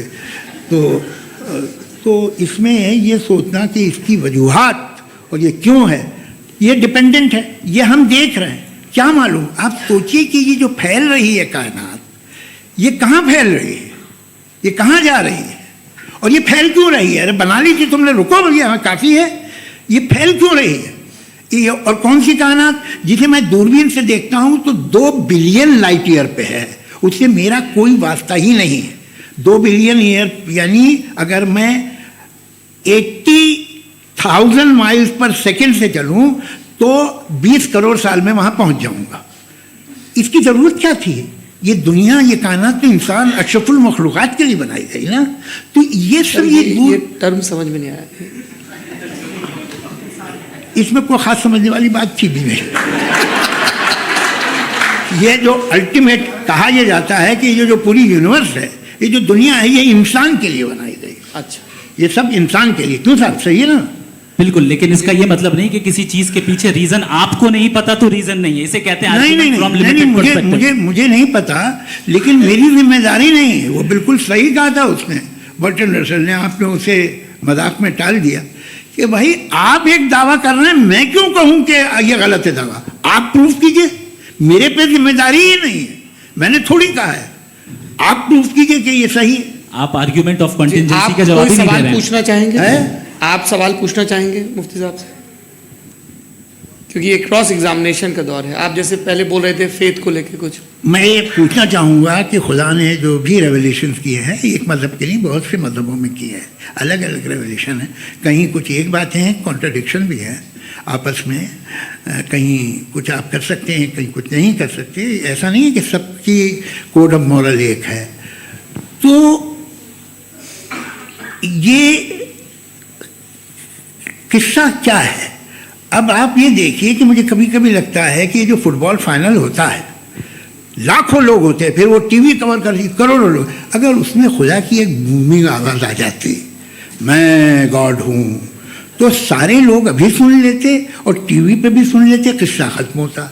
ये इतनी राजदारी क्या है कि तुम सामने कुछ तो सबूत दे दो हमें सॉलिड, ये कह साहब ये यूनिवर्स कैसे बनी, इससे मसला क्या हल होगा? मैं पूछूंगा आपसे खुदा कैसे बना, क्यों नहीं पूछूंगा कैसे बना, बल्कि वो तो कायनात से कहीं ज़्यादा इंटेलिजेंट है, कायनात से कहीं ज़्यादा कॉम्प्लेक्स, जी वो हमेशा से है। आप कहेंगे मैं मान लूँगा, अच्छा दोयम वो कादिर मुतलक, यानी कादिर मुतलक का मतलब ओमनीपोटेंट, वो जो चाहे कर सकता है, आपको नौकरी दिलवा सकता है, आपकी अच्छी जगह शादी करवा सकता है, आपके पड़ोसी का मुकदमा हरवा सकता है, आपको जिता सकता है, सब काम करता है। थोड़ा सा माइक क्लोज जी। वो इस दुनिया को चला कैसे रहा है, ये दुनिया कैसे चल रही है, आपको इस पर हैरत नहीं होती? या क़यामत के बाद कभी एक जस्टिस होगा, जब ये बच्चा मर चुका होगा जिसकी धज्जियाँ उड़ गई बम से, इसको इंसाफ मिलेगा तब? अच्छा अब जवाब दूं? हाँ जी जी, मैं इसीलिए आप ही की तरफ आता। सबसे पहले आपने रेवलेशन और स्क्रिप्चर्स की बात की, इस पे मैं बात कर सकता हूं लेकिन आज नहीं करूंगा चूंकि वक्त कम है, कभी और इस पे डिस्कस करेंगे। मैं तैयार हूं उस पे भी बात करने के लिए। ये अभी से राउंड 2 की भूमिका तय हो रही है। Does God exist round 2? जी, चूंकि आज गॉड के एग्जिस्टेंस पे बात है तो मैं उसी के रिलेटेड जो है आपके सवालात को एंटरटेन भी करूंगा और मैं भी पूछूंगा। आपने कहा कि आपने साबित ही नहीं किया, जबकि आर्ग्यूमेंट ऑफ कॉन्टिजेंसी बुनियादी आर्ग्यूमेंट है। आप मुझे कॉन्टिजेंसी का मतलब बताइए, आपका मतलब क्या कॉन्टिजेंसी? कॉन्टिजेंसी का मतलब यह हुआ कि हर वो वजूद जो किसी भी चीज का पाबंद है, हर वो वजूद या हर वो चीज जो अपने एग्जिस्टेंस में किसी भी चीज के पाबंद है और उससे बाउंड है, उसको उसकी जरूरत है, उस पर डिपेंड करती है, तो जाहिर सी बात है कि उसका कोई ना कोई कॉज होता है। ये तो अक्ल की बात है, ये आप रीजनिंग की बात करते हैं, मैं वही कर रहा हूं। दूसरी चीज आपने ये बात कही कि इतने बिलियन लाइट ईयर्स दूर है, इसका मेरा क्या लेना देना। फिर मेरे ख्याल से आपको ये नहीं कहना चाहिए I think therefore I am an atheist. आपको सोचना चाहिए, सिर्फ आप एक लिमिटेड दायरे में रहकर नहीं सोचें बल्कि बाहर निकलकर सोचें। आपने तीसरा सवाल किया, आपने 2-3 सवाल एक साथ। ऐसी बातें ना कीजिए, कुत्तों को इतराज हो जाएगा आप पे कि आप कुछ भी सोचिए, ये इजाजत आपको है नहीं, मुझे है।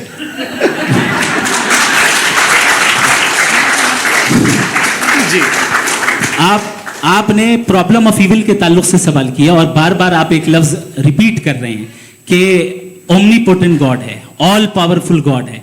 यही तो दरअसल समझना है कि गॉड का कॉन्सेप्ट क्या है। प्रॉब्लम ऑफ इविल जो है, प्रॉब्लम ऑफ इविल दर हकीकत 2 असम्पशंस पर कायम है। अगर आप इन 2 असम्पशंस को समझ जाएं तो ये प्रॉब्लम नहीं रहेगी, आर्ग्यूमेंट आपको समझ में आ जाएगी कि ये कोलैप्स कर जाता है। पॉइंट नंबर 1, यानी जो आपका सबसे पहला फॉल्स असम्पशन है कि गॉड मर्सीफुल है, ओमनीपोटेंट है, दुनिया में जुल्म हो रहा है। लेकिन आपको ये समझना चाहिए कि हमारे वर्ल्ड व्यू के मुताबिक गॉड सिर्फ ओमनीपोटेंट और सिर्फ मर्सीफुल नहीं है, बल्कि वो ऑल वाइज भी है और वो ऑल नोइंग भी है। उसके हर काम के पीछे हिकमत और विजडम है। ये कोई जरूरी नहीं है कि वो हिकमत और विजडम आपको समझ में आए या मुझे समझ में आए। अगर आप जो समझ रहे हैं उसके मुताबिक आप फैसला कर रहे हैं, ये लिमिटेड पर्सपेक्टिव से आर्ग्यूमेंट है। और इस चीज को हम अपनी दुनिया में, अपने लाइफ में, डेली लाइफ में इस प्रिंसिपल को एक्सेप्ट करते हैं। हम जब किसी डॉक्टर के पास जाते हैं, डॉक्टर के पास जाकर वो अगर उसने हमें कोई दवाई दी है तो हम ये तो नहीं कहते कि जब तक आपके पास जितना नॉलेज और जितना विजडम नहीं है, आपने क्यों ये दवाई दी है, तब तक हम इस चीज को एक्सेप्ट नहीं करेंगे। नहीं कहते, हम उसकी अथॉरिटी को तस्लीम करते हैं। क्यों? क्योंकि उसकी हम जानते हैं कि वो नॉलेजेबल है, वो विजडम वाला है, हमसे ज्यादा नॉलेज और हमसे ज्यादा विजडम है। बताएं सर। नहीं, डॉक्टर में और खुदा में बड़ा डिफरेंस है। डॉक्टर पढ़ा लिखा होता है, एक तो मैं उसकी बात सुनूंगा। दो ये नहीं कुछ जवाब तो ये भी नहीं है सर आप प्लीज, ये आ आप जाइए, अगर चलिए। सब ऑडियंस से बोलने लगेंगे तो हाँ। फिर मतलब नहीं सिविलाइज बहस का। मतलब आप ये कहें कि चूंकि आप डॉक्टर पे बिलीव करते हैं इसलिए खुदा पे बिलीव कीजिए, क्या ये मिसाल आपको समझाने के लिए। आर्ग्यूमेंट है, इस पे आपको एतराज नहीं है। तो सिंपल बात ये है कि मैं अगर ये यकीन कर लूँ कि एक ओमनी पेटेंट उसकी मसलहत है, ये जो बच्चे मर रहे हैं ये मसलहत है उसकी, मुझे नहीं चाहिए इसकी मसलहत। उसकी मसलहत नहीं, यही तो समझना है। मतलब एक्सपीरियंस। अच्छा, इस आपने अभी मेरी बात पूरी सुनी नहीं। मैंने कहा आपका पूरा आर्ग्यूमेंट दो फॉल्स असम्पशंस पर है। एक फॉल्स असम्पशन मैंने बता दिया, दूसरा फॉल्स असम्पशन ये है कि इस दुनिया में इविल के होने का कोई गुड रीजन नहीं है, जबकि हमारे पास बाज रीजंस मौजूद हैं, हमारे पास बाज वजूहात मौजूद हैं। अगर इस दुनिया में इविल ना हो तो आप गुड को डिफाइन कैसे करेंगे? अगर जुल्म ना हो आप इंसाफ को समझेंगे कैसे? अगर तारीकी ना हो तो आप लाइट को समझेंगे कैसे? बहुत अच्छे। अभी और सुन लें, अभी और बाकी है। ये तो बात बहुत पसंद आई साहब मुझे, कि जब तक रेप ना हो तब तक औरतों की इज्जत का ख्याल आपने मेरा जवाब पूरा सुना ही नहीं। जब तक के बच्चों का कत्ल ना किया जाए तब तक आपको बच्चों की मासूमियत की इज्जत। आपने पूरा जवाब सुना ही नहीं। क्या बात है, क्या आपने नुक्ता निकाला? आपने पूरा जवाब सुना ही नहीं। आप सुन लें, मेरी बात सुन लें। ये मैंने आपको एक चीज बताई। दूसरी चीज, इस दुनिया में हम आए हैं टेस्ट के लिए, हमारा टेस्ट हो रहा है और हर इंसान का अलग अलग अंदाज में टेस्ट होता है। और इस दुनिया में अगर इविल मौजूद है तो वो इविल जरिया है हमारे अंदर ह्यूमन नोबल क्वालिटीज को डेवलप करने का और अलग अलग फील्ड में प्रोग्रेस करने का। और अगर हमारे अंदर और इस दुनिया में इविल नहीं होता तो बताइए टेस्ट का मतलब क्या होता? अगर मैं अपने स्टूडेंट को एमसीक्यूज दूं और उसमें सिर्फ राइट आंसर लिख कर दे दूं और कहूं तुम्हारा टेस्ट हो गया, ये मीनिंगलेस है। इस दुनिया में अगर हम टेस्ट के लिए आए हैं तो जाहिर है गुड एंड इविल दोनों मौजूद है। तो अगर गुड एंड इविल दोनों मौजूद है तो ये इविल भी खुदा का बनाया हुआ है। जी हाँ, खुदा का बनाया हुआ है। लेकिन अच्छा चलो अच्छी बात। जी बिल्कुल, तो बिल्कुल खुदा ने बनाया। अभी तो ये है कि जो मेजॉरिटी है दुनिया में वो इविल है, तो ये खुदा एक्चुअली इविल के साइड पे लग रहा है मुझे। बिल्कुल भी नहीं, मैं बताता हूं। मेजॉरिटी में तो वो है।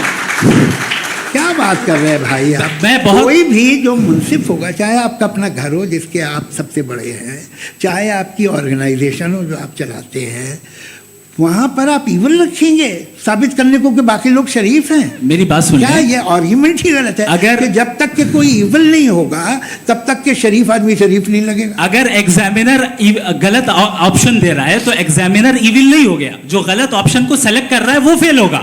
क्रिएटर ने इविल को बनाया है लेकिन वो इविल नहीं है। अच्छा सुनिए मेरी बात, हाँ। Let me complete sir. जी जी। क्रिएटर ने इविल को बनाया है टेस्ट के लिए, वो इविल नहीं है। इविल वो होगा जो उसे इख्तियार करेगा। छुरी को बनाने वाला गलत नहीं होता है, छुरी का गलत इस्तेमाल करने वाला गलत होता है।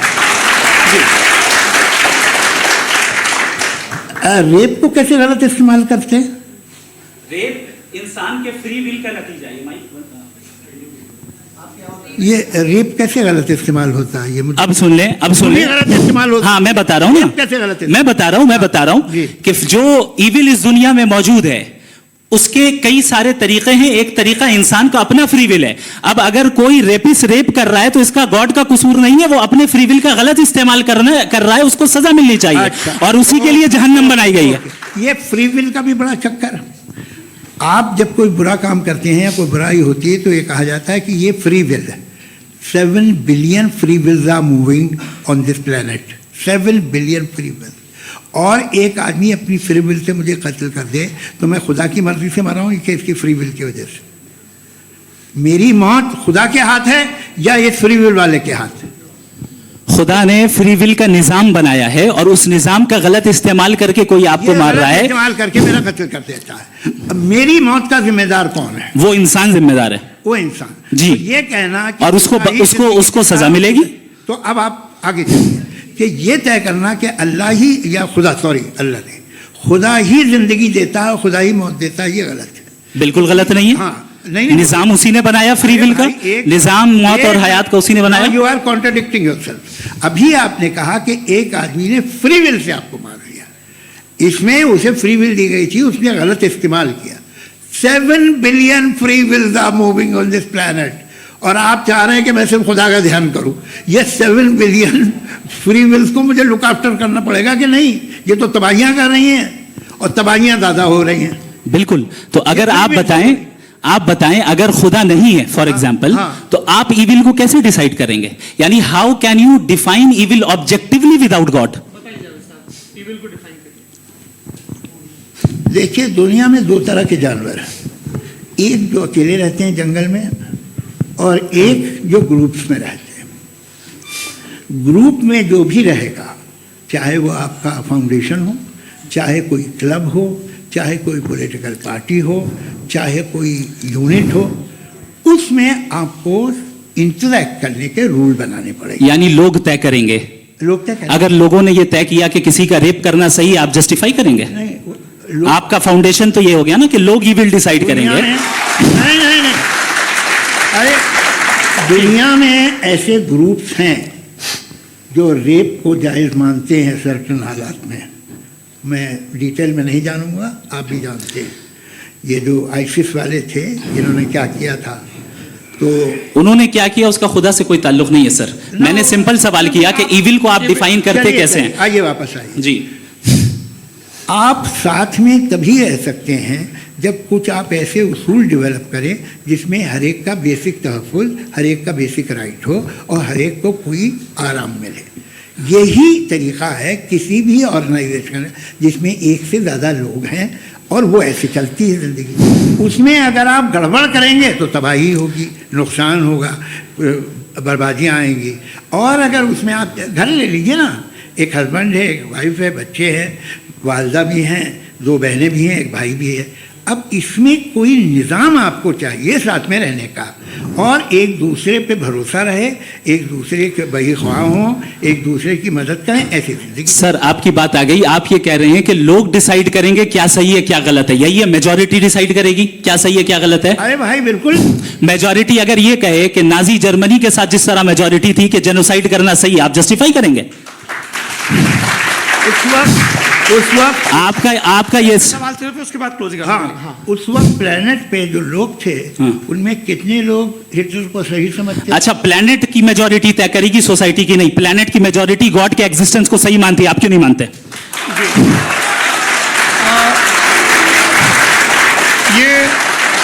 हेलो ये क्रॉस क्वेश्चन का राउंड यहाँ पर समाप्त होता है।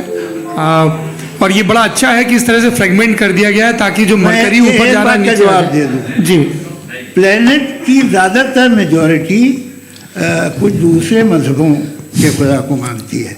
आप उन्हें क्यों नहीं? आप तो मेजॉरिटी की बात कर रहे हैं। ये क्लोजिंग आप ये कह रहे हैं इविल और गुड को डिसाइड मेजॉरिटी करेगी, मेजॉरिटी जो कर दे वो सही हो जाएगा। क्लोजिंग इसको जैसा आप ही लोगों ने तय किया है उसी फॉर्मेट को फॉलो कर लेते हैं। हाँ भाई, मैंने तो भले लोगों पे एतबार किया और तब मॉडरेशन तय किया। जी, आपके पास 5 मिनट का वक्त है, क्लोजिंग आर्ग्यूमेंट है, उसके बाद हम ऑडियंस से क्वेश्चन आंसर लेंगे जावेद साहब के क्लोजिंग आर्ग्यूमेंट के बाद। ओके, बहुत शुक्रिया जी।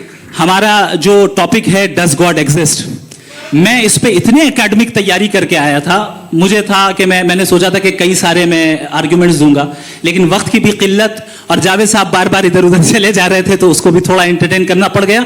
डज गॉड एग्जिस्ट पे मैं एक ही आर्ग्यूमेंट दे पाया, आर्ग्यूमेंट्स बहुत हैं और डेफिनेटिव आर्ग्यूमेंट्स हैं, और मेरे आर्ग्यूमेंट को किसी एक राउंड में भी इन्होंने एंटरटेन नहीं किया और रेफ्यूट नहीं किया, एक राउंड में भी नहीं, एक राउंड में भी नहीं। और ना ही अभी आपका क्लोजिंग आर्ग्यूमेंट आएगा, नहीं, वो बता देना। Argument of contingency sir. अरे मैं आपसे कई बार कह चुका हूँ कंटीजेंसी का मतलब। अब मैं कैसे समझाऊं आपको? आपस में आप और कितने आसानी से समझाऊं मैं, मुझे तो नहीं समझ में आ रहा है। आप अपनी आर्ग्यूमेंट ऑफ कंटीजेंसी उर्दू में बोल सकते हैं। हाँ, आप अपनी बात पूरी कर लें जी, आखिरी 4 मिनट। दूसरी चीज, just a minute please ma'am, can I talk?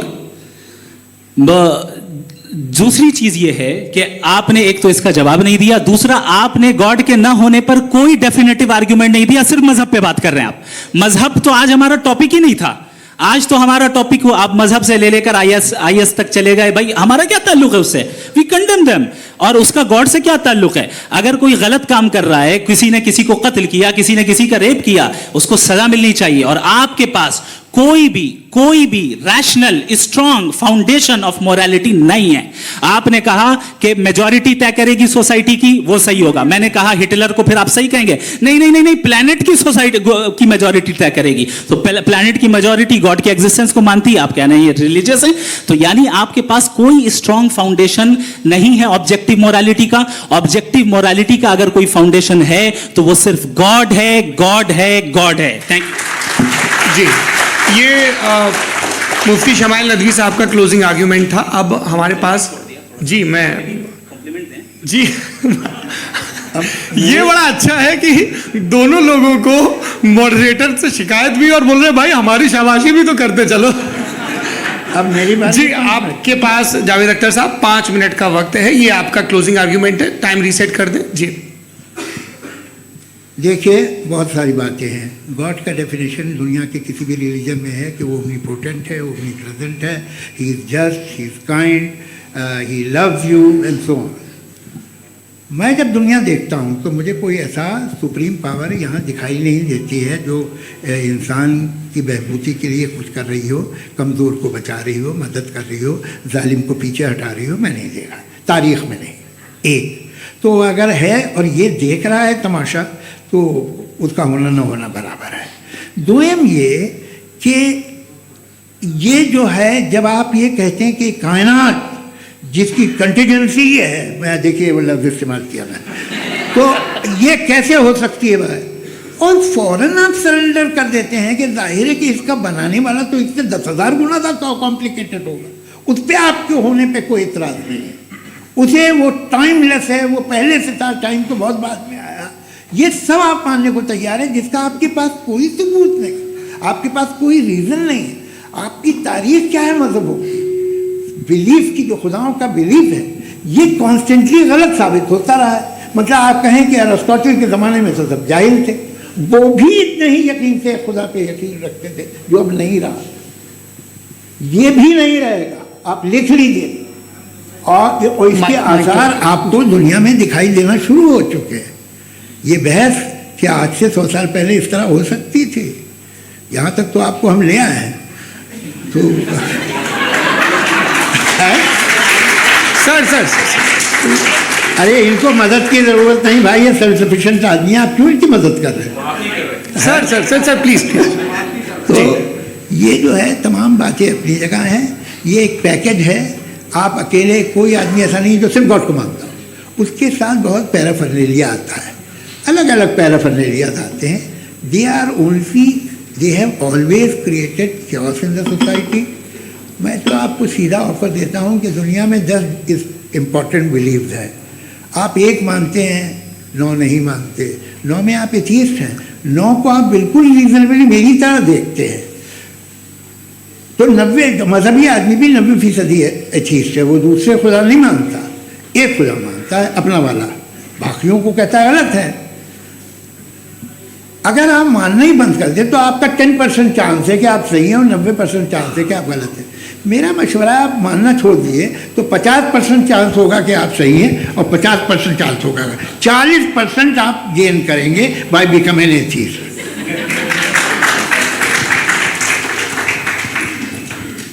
ये एक फरसूदा ख्याल है, ये ख़त्म हो रहा है। हो सकता है मेरी ज़िंदगी में ना हो, लेकिन ये हो जाएगा। जो बातें ये इनको आप मेटाफिजिकल, ये वैसे रिस्पेक्टेबल टर्म दे दिए, ये तो उन लोग के हैं जिन्हें ना फिजिक्स मालूम थी ना मेटा मालूम था, ये उन्होंने आपको दिए हैं। जी बहुत शुक्रिया आप दोनों लोगों का। और अब इस बातचीत का आखिरी राउंड शुरू होगा, डज गॉड एग्जिस्ट की ये बहस मुफ्ती शमाइल नदवी और जावेद अख्तर साहब के बीच। आप लोग अपने अपने हाथ ऊपर करेंगे, मैं यहाँ से तय करूँगा। और माइक हमारे पास है क्या? एक ही माइक है ऑडियंस के लिए? 2 माइक है, एक इस तरफ एक इस तरफ, ठीक है। तो जी सबसे पहले हमारी सहयोगी है मारिया शकील जी, पूछिए सवाल। थोड़ा सा रुकेंगे ताकि कैमरे का फ्रेम आप पर आ जाए, आपकी तो प्रैक्टिस है टीवी की। जी नदवी साहब, मैं खुदा को मानती हूँ। पहले मैं इसी प्रमाइस से शुरू कर रही हूँ और ये बता रही हूँ आपको, मैं मानती हूँ। लेकिन कुछ सवाल हैं जो जावेद साहब ने उठाया, उसका जवाब आपको देना चाहिए।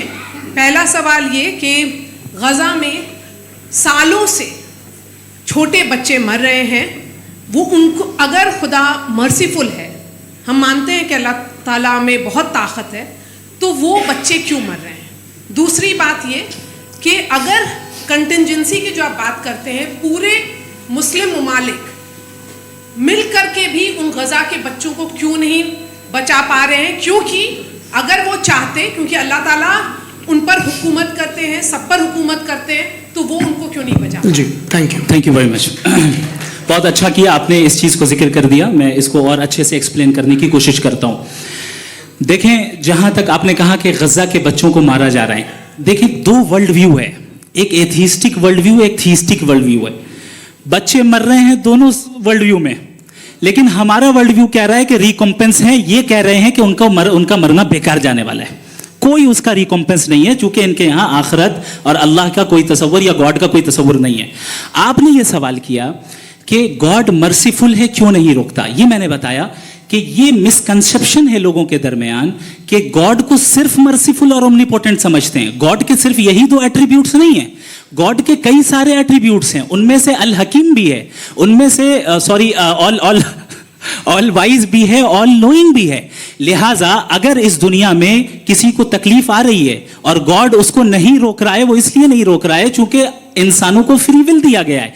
ठीक इसी तरीके से अगर एक डॉक्टर किसी छोटे बच्चे को इंजेक्शन लगा रहा है, उसे तकलीफ पहुंच रही है, उसके लिमिटेड पर्सपेक्टिव के एतबार से यह गलत हो रहा है और डॉक्टर बुरा है। लेकिन जब आप ब्रॉडर पिक्चर को देखेंगी, आपके और हमारे पास सिर्फ एक पिक्सल है, हमें इतना नजर आ रहा है कि गजा में कत्ल हो रहा है, लेकिन इसके पीछे कितना रिकॉम्पेंस उनको मिलने वाला है, पूरा पिक्चर गॉड के पास है। तो एक पिक्सल से आप पूरे पिक्चर को कभी भी जज नहीं कर सकती। आप इसमें कुछ जोड़ना चाहेंगे? आपको कुछ बोलना है इसमें? भैया आपने बहुत अच्छा जस्टिफिकेशन दिया।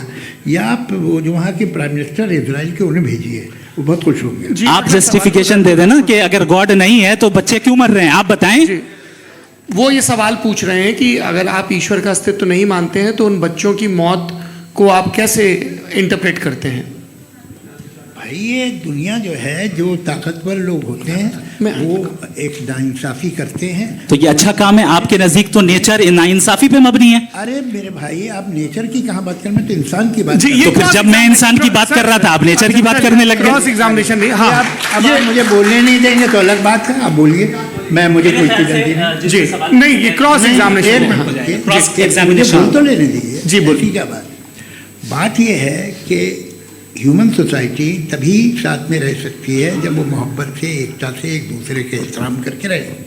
इसके अलावा पॉसिबल नहीं है, अकेले तो इंसान रह ही नहीं सकता। वहाँ पर कुछ लोग हैं जो फाउल करते हैं, वो फाउल हमेशा से तारीख में होता आया है। आज ये हो रहा है, जो हो रहा है बहुत बुरा हो रहा है, बहुत जालिमाना है, बहुत जाबराना है। उसको आप कहें कि ये बच्चों को कॉम्पनसेशन मिल जाएगा या इसकी इंजेक्शन है, इंजेक्शन तो हेल्थ के लिए दिया जाता है। आप ये कह रहे हैं कि ये बच्चों की जो धज्जियां उड़ रही हैं ये इंजेक्शन है, ये टेस्ट है और उस टेस्ट में उनको ऐसा रिकॉम्पेंस मिलेगा जो आपके तस्वुर के बाहर है। ये आप 3 बरस के बच्चे को बारूद से उड़ा के टेस्ट ले रहे हैं। वाह, वो नहीं ले रहा है, खुदा नहीं उड़ा रहा है, इजराइल उड़ा रहा है। जी, ये तो उसको कंडेम अगला सवाल लेते हैं प्रोफेसर पुरुषोत्तम अग्रवाल। मुफ्ती साहब, एक निवेदन आपसे है कि कम से कम थोड़ा सा माइक क्लोज, एक रिलीजियस और फिलोसफिकल कर मैम प्लीज। एक रिलीजियस और फिलोसफिकल ट्रेडिशन है जो ब्रह्मांड को यानी यूनिवर्स को ही अंतिम मानती है। सर्वम खलु इदम ब्रह्मम, this is Chandogya Upanishad, and it completely rules out the existence or necessity, आपके शब्दों में necessity of a creator. The creation itself is the creator. तो एक मिनट प्लीज। दूसरा जो सवाल आपने अभी, जो आप बार बार कह रहे हैं कि भगवान विद्वान भी है, वाइज, सब जानने वाला, तो अगर विजडम में दुनिया भर के पापों और अत्याचारों को बर्दाश्त करना शामिल है, तो फिर इसका मतलब ये हुआ कि अगर मैं फ्री विल से उसको अपोज करता हूं तो ईश्वर की विजडम और मेरी फ्री विल में कॉन्ट्राडिक्शन है। Because when I am opposing whatever is happening in Gaza, then I am opposing the God's will और गॉड्स विजडम।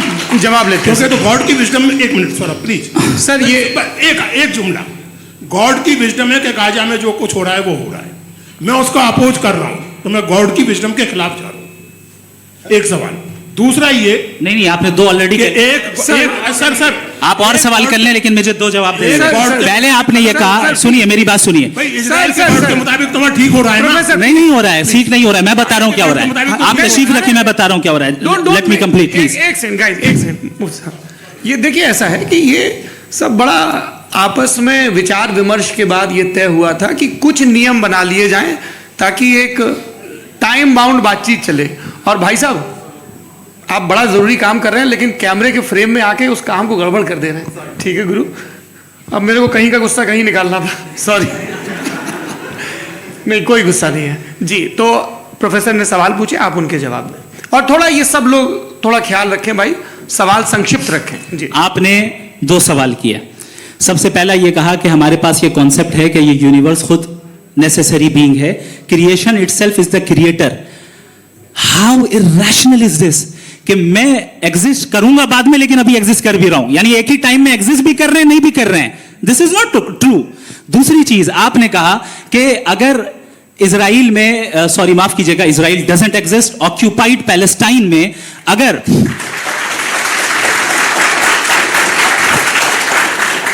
ऑक्यूपाइड पैलेस्टाइन में बच्चों को मारा जा रहा है फ्री विल की वजह से और गॉड नहीं रोक रहा, ये कॉन्ट्रडिक्शन है। ये बताइए कि एक एग्जाम में एक बच्चा गलत आंसर लिख रहा है, सुनिए, एग्जामिनर चाहे तो रोक सकता है, क्यों नहीं रोक रहा है? ये कॉन्ट्रडिक्शन है, ये कॉन्ट्रडिक्शन नहीं है।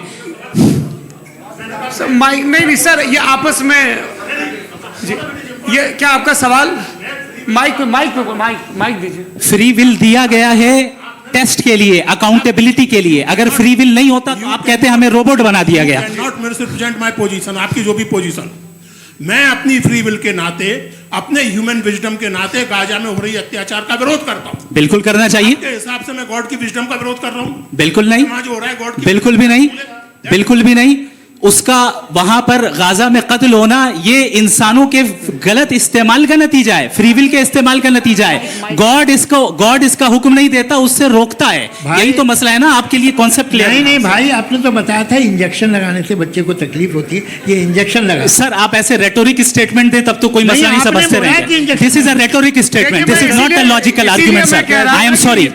आखिरी 30 मिनट बड़े मुश्किल होने वाले हैं जी। मुफ्ती साहब आगे बैठे हैं, इनको माइक दीजिए। हाँ, तरुण माइक आप अपने पास रखिए, आपको कैमरे का फ्रेम पता है जी। सबसे पहले दोनों को मुबारकबाद। एक सर अपना आप नाम बता दें। आप अमेरिका में शिकागो में रहते हैं, इतना मुझे याद है। बताया आप, यासिर नदीम अलवाजदी मेरा नाम है। जावेद सर, आपसे एक क्वेश्चन है इन्फिनिट रिग्रेस के ताल्लुक से। एक हाइपोथेटिकल सिनेरियो है, मसलन अगर आप सर माइक थोड़ा सा प्लीज क्लोज रखिए जी।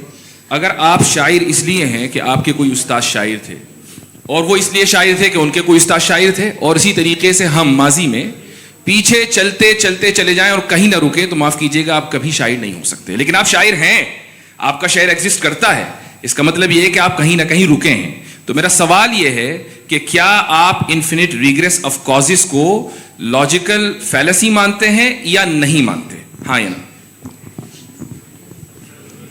मैं इन्हें लॉजिकल फैलेसी नहीं मानता हूँ, लेकिन मेरा प्रॉब्लम यह है कि जब मैं नहीं मानता हूँ तो I will continue with this logic जो फैलेसी नहीं हो।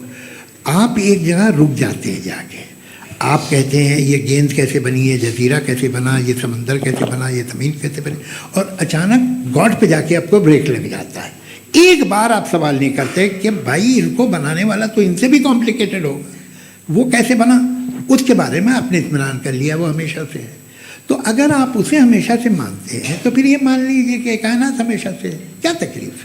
फिर हम वजूद में नहीं आते जी हैं, हम मौजूद नहीं। अच्छा सर क्यों नहीं होता? मैं बताऊंगा प्लीज। जैसे मैंने मिसाल दी आपके शेर, आपका शेर कभी वजूद में ना आता अगर शायर इसी तरह चलते रहते हमेशा जी। माइक मेरे ख्याल से इन्फिनिट रिग्रेस का कॉन्सेप्ट क्लियर नहीं हो पाया सर, रहने दें, लेट्स मूव ऑन सर। ठीक है, हाँ थोड़ा सा मॉडरेटर का भी ख्याल रखें। नहीं आपने तो रखा है, आपने रखा है।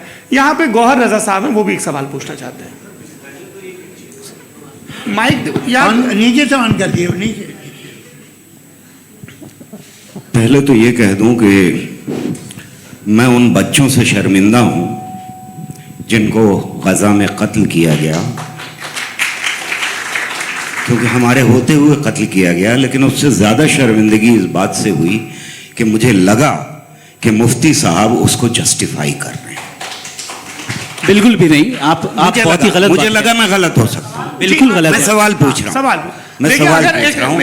मैं जावेद भाई से डिसएग्री करता हूँ। एक सेकंड देखिए, अगर देखिए ऐसा, एक सेकंड आप सर, वेट, अरे आप कुछ मेरे पहले मुझे अपनी बात कह लेने दीजिए।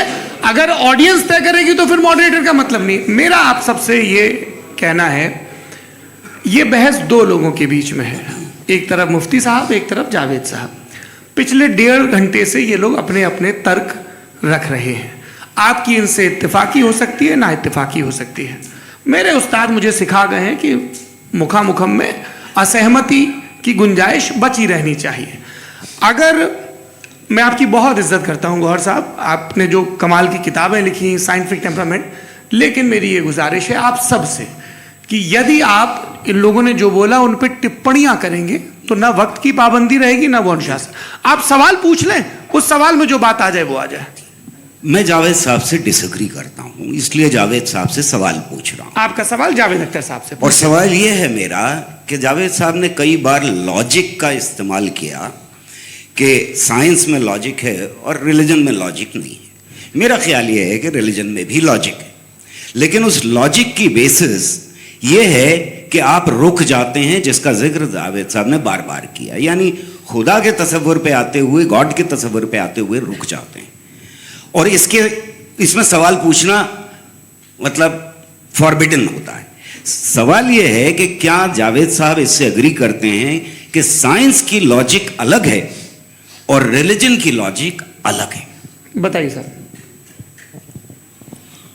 देखिए, 3 चीज़ें हैं। साइंस है, एक है मंतिक है, इस्तिदलाल है, और एक जो है कुछ भी नहीं है, फेथ है, अकीदा है। मैं अकीदे की लॉजिक का कायल नहीं हूँ। मुझे आप इस्तिदलाल से, लॉजिक से, रीज़न से समझाइए, मैं मानने को तैयार हूँ, मेरा क्या नुकसान होगा। लेकिन ये कि अकीदे पे मैं नहीं जा सकता हूँ। अकीदे का मतलब है कि तुम ये मान लो, सवाल ना करो, ये नहीं। आप सारी बातें करके, बड़ी साइंटिफिक बातें करके एक जगह जाके खुदा के वजूद पे रुक जाते हैं, सरेंडर कर देते हैं। मैं सरेंडर करने को तैयार नहीं। That's all. जी, ये आगे सर बैठे हुए हैं, इनको माइक दीजिए। भाई वो आप पूछना चाह रहे थे ना भाई? हाँ, नहीं मैं थैंक यू जी। आपका नाम? आसिम इफ्तिखार। आसिम जी, पूछिए। सर, जावेद सर से सवाल है कि आपने अपने माइक थोड़ा करीब है। अपने क्लोजिंग स्टेटमेंट में ये बात कही थी कि मज़हब का जो फ्यूचर है वो ज़्यादा दिन नहीं जाने वाला है, लेकिन मैं देख पा रहा हूँ कि जो ऑक्सफोर्ड यूनिवर्सिटी की एक स्टडी है 2011 में हुई है, जिसके 50 एकेडमिशियंस ने इसको अंजाम दिया था, उसमें वो ये कहते हैं कि जो फेथ इन गॉड है वो इनबिल्ट है ह्यूमन नेचर के अंदर, जिसको हम कहते हैं फितरत के अंदर शामिल है वो। और वो ये कहते हैं कि अगर कोई ये समझता है कि मज़हब को वो ख़त्म कर देगा तो ये उसकी गलत फहमी है। तो आप इसके बारे में, इस स्टडीज़ के बारे में क्या कहते हैं? ठीक है, मैं उनसे एग्री नहीं करता हूँ। वो कौन से प्रोफेसर होंगे? ऐसा उनके पास डेटा है, इन्होंने डेटा के बेस होगा। डेटा क्या हो सकता है? फ्यूचर का डेटा तो नहीं हो सकता ना उनके पास, प्रेजेंट का डेटा हो सकता है। डेटा आपने सुना 100 साल पहले का बाद का डेटा? मैंने तो नहीं सुना आज तक। तो आज उनकी ये राय है और होगी राय, ठीक है। दुनिया में तरह तरह की राय है लोग, लेकिन मैं समझता हूँ कि वक्त के साथ इंसान ज़्यादा से ज़्यादा रीज़नेबल और लॉजिकल होता जा रहा है। आज आप देखिए वेस्टर्न यूरोप में क्या परसेंटेज है नॉन बिलीवर्स की, बहुत हाई। वहाँ चर्च खाली पड़े होते हैं। तो अल्टीमेटली तो इंसान कोई ऐसी बात बहुत अरसे तक नहीं मान सकेगा, चाहे गलत या सही, जो उसे, उसके दिमाग को, उसके जहन को, उसकी लॉजिक को अपील न करे। वो कह रहे हैं तो ऑक्सफोर्ड के होंगे तो कैम्ब्रिज के होंगे, तो मुझे क्या लेना देना। उनका डेटा मुस्तकबिल का नहीं हो सकता है। जी दीपक, हाँ पूछिए।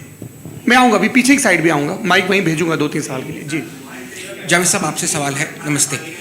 अरे भाई सर, अगर आप ही लोग को तय करना है तो फिर 200 लोग तय कर लें। नहीं sir, please don't do this sir. Sir, everybody has a right sir, but we can only take selected questions. Sir, ये यंग लोग भी हैं तो इनकी ये अब उतने यंग, भाई आप यंग हैं कि नहीं हैं? वो कह रहे हैं वो भी यंग हैं साहब, आप उनकी नौजवानी पर दावा उनको ही करने दें। हाँ मुफ्ती साहब आप यंग, हाँ पूछे। अरे भैया सर मेरा सवाल ये है, कुछ इनसे भी तो पूछो। जी नहीं बस आपसे एक सवाल है। जैसे थीस्टों के पास अपने जो ईश्वर को मानते हैं उनके पास अपने सोशल गेट टुगेदर्स हैं, 5 रोज़ आज क्रिसमस आने वाला है, होली है, दिवाली है, ईद है। एथिस्ट क्या ऑफर कर रहे हैं? मतलब मैं इनकी दुकान से बोलूं मैं आना चाहता हूं उस तरफ, पर मैं अट्रैक्ट नहीं हो पा रहा हूं। मैं सोशल गेट टुगेदर्स क्या है आपके पास? वो ये कह रहे हैं कि जो धार्मिक लोग हैं, अलग अलग धर्म के लोग, उनके उत्सव त्योहार कॉन्ग्रेगेशन बहुत हैं। अब आपको मैं एक सुनाता हूँ, यहाँ हिस्टोरियन भी बैठे हैं। मृदुला जी आप बताइएगा सही है कि नहीं। ये एक कॉन्स्टेंटाइन एक ग्रीक रोमन बादशाह था जो क्रिश्चियनिटी आने के 400 साल बाद उसने डिसाइड किया कि मैं क्रिश्चियन हो जाऊंगा, मेरी पूरी स्टेट कैंसिल हो जाएगी। उस ज़माने में ऐसे ही होता था, राजा जो धर्म इख्तियार करता था वो जनता भी कर लेती थी। इसलिए कि वो हो गया था बैंकक्रप्ट, और उसे जो मेडिटेरियन कोस्ट के रिच क्रिश्चियन वो थे मर्चेंट, उससे पैसा चाहिए था। तो उसने कहा यार क्रिश्चियन हो जाओ। तो उसने अपने वजीर से कहा कि भाई ये हिस्ट्री है कि अब हम लोग क्रिश्चियन हो जाते हैं। कहते सर हो जाएंगे, कोई प्रॉब्लम नहीं है, लेकिन एक प्रॉब्लम ये है कि 17 दिसंबर से 25 दिसंबर तक जो पेगन फेस्टिवल होता, जो पेगन जो फेस्टिवल होता है वो बंद हो जाएगा, इसलिए कि हम क्रिश्चियन हो गए तो होगा नहीं। तो वो बच्चों को बहुत बुरा लगेगा, पब्लिक को बहुत इन्जॉय करते हैं, खासतौर से 25 को मेन डे। उसने कहा हाँ ये तो सही कह रहे हो, ये जीसस क्राइस्ट की पैदाइश कब थी? कहते साहब वो अप्रैल में थी। नहीं कट करो, वो 25 दिसंबर को है। ये हकीकत है जी। और 400 साल बाद क्रिश्चियनिटी के अप्रैल से दिसंबर ले आए, और इसलिए कि यहाँ पेगन फेस्टिवल होता था। अब मनाते हैं आप आराम से। ये जो सारे फेस्टिवल हैं ये रिलीजन थे।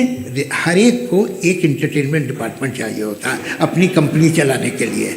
तो ये रिलीजन ने, ये सेकुलर त्यौहार थे जिन्हें रिलीजन्स ने ले लिया है। ये मौसम के थे, फसलों के थे, किसानों के थे, उसको आपने लेके रिलीजियस रंग दे दिया। ये कोई रिलीजन से थोड़ी आए आप। अच्छा हमें देखिए, हम तो मुल्द हैं, हम ईद मनाते हैं, हम दिवाली मनाते हैं, हम होली मनाते हैं, हम क्रिसमस मनाते हैं। बम्बई की फिल्म इंडस्ट्री की सबसे बड़ी होली हमारे घर में होती है, सबसे बड़ी ईद हमारे घर में होती है। वो हमारी सोशल वो है, हमारा हेरिटेज है। ऐसा थोड़ी है कि we will throw the baby along with the water.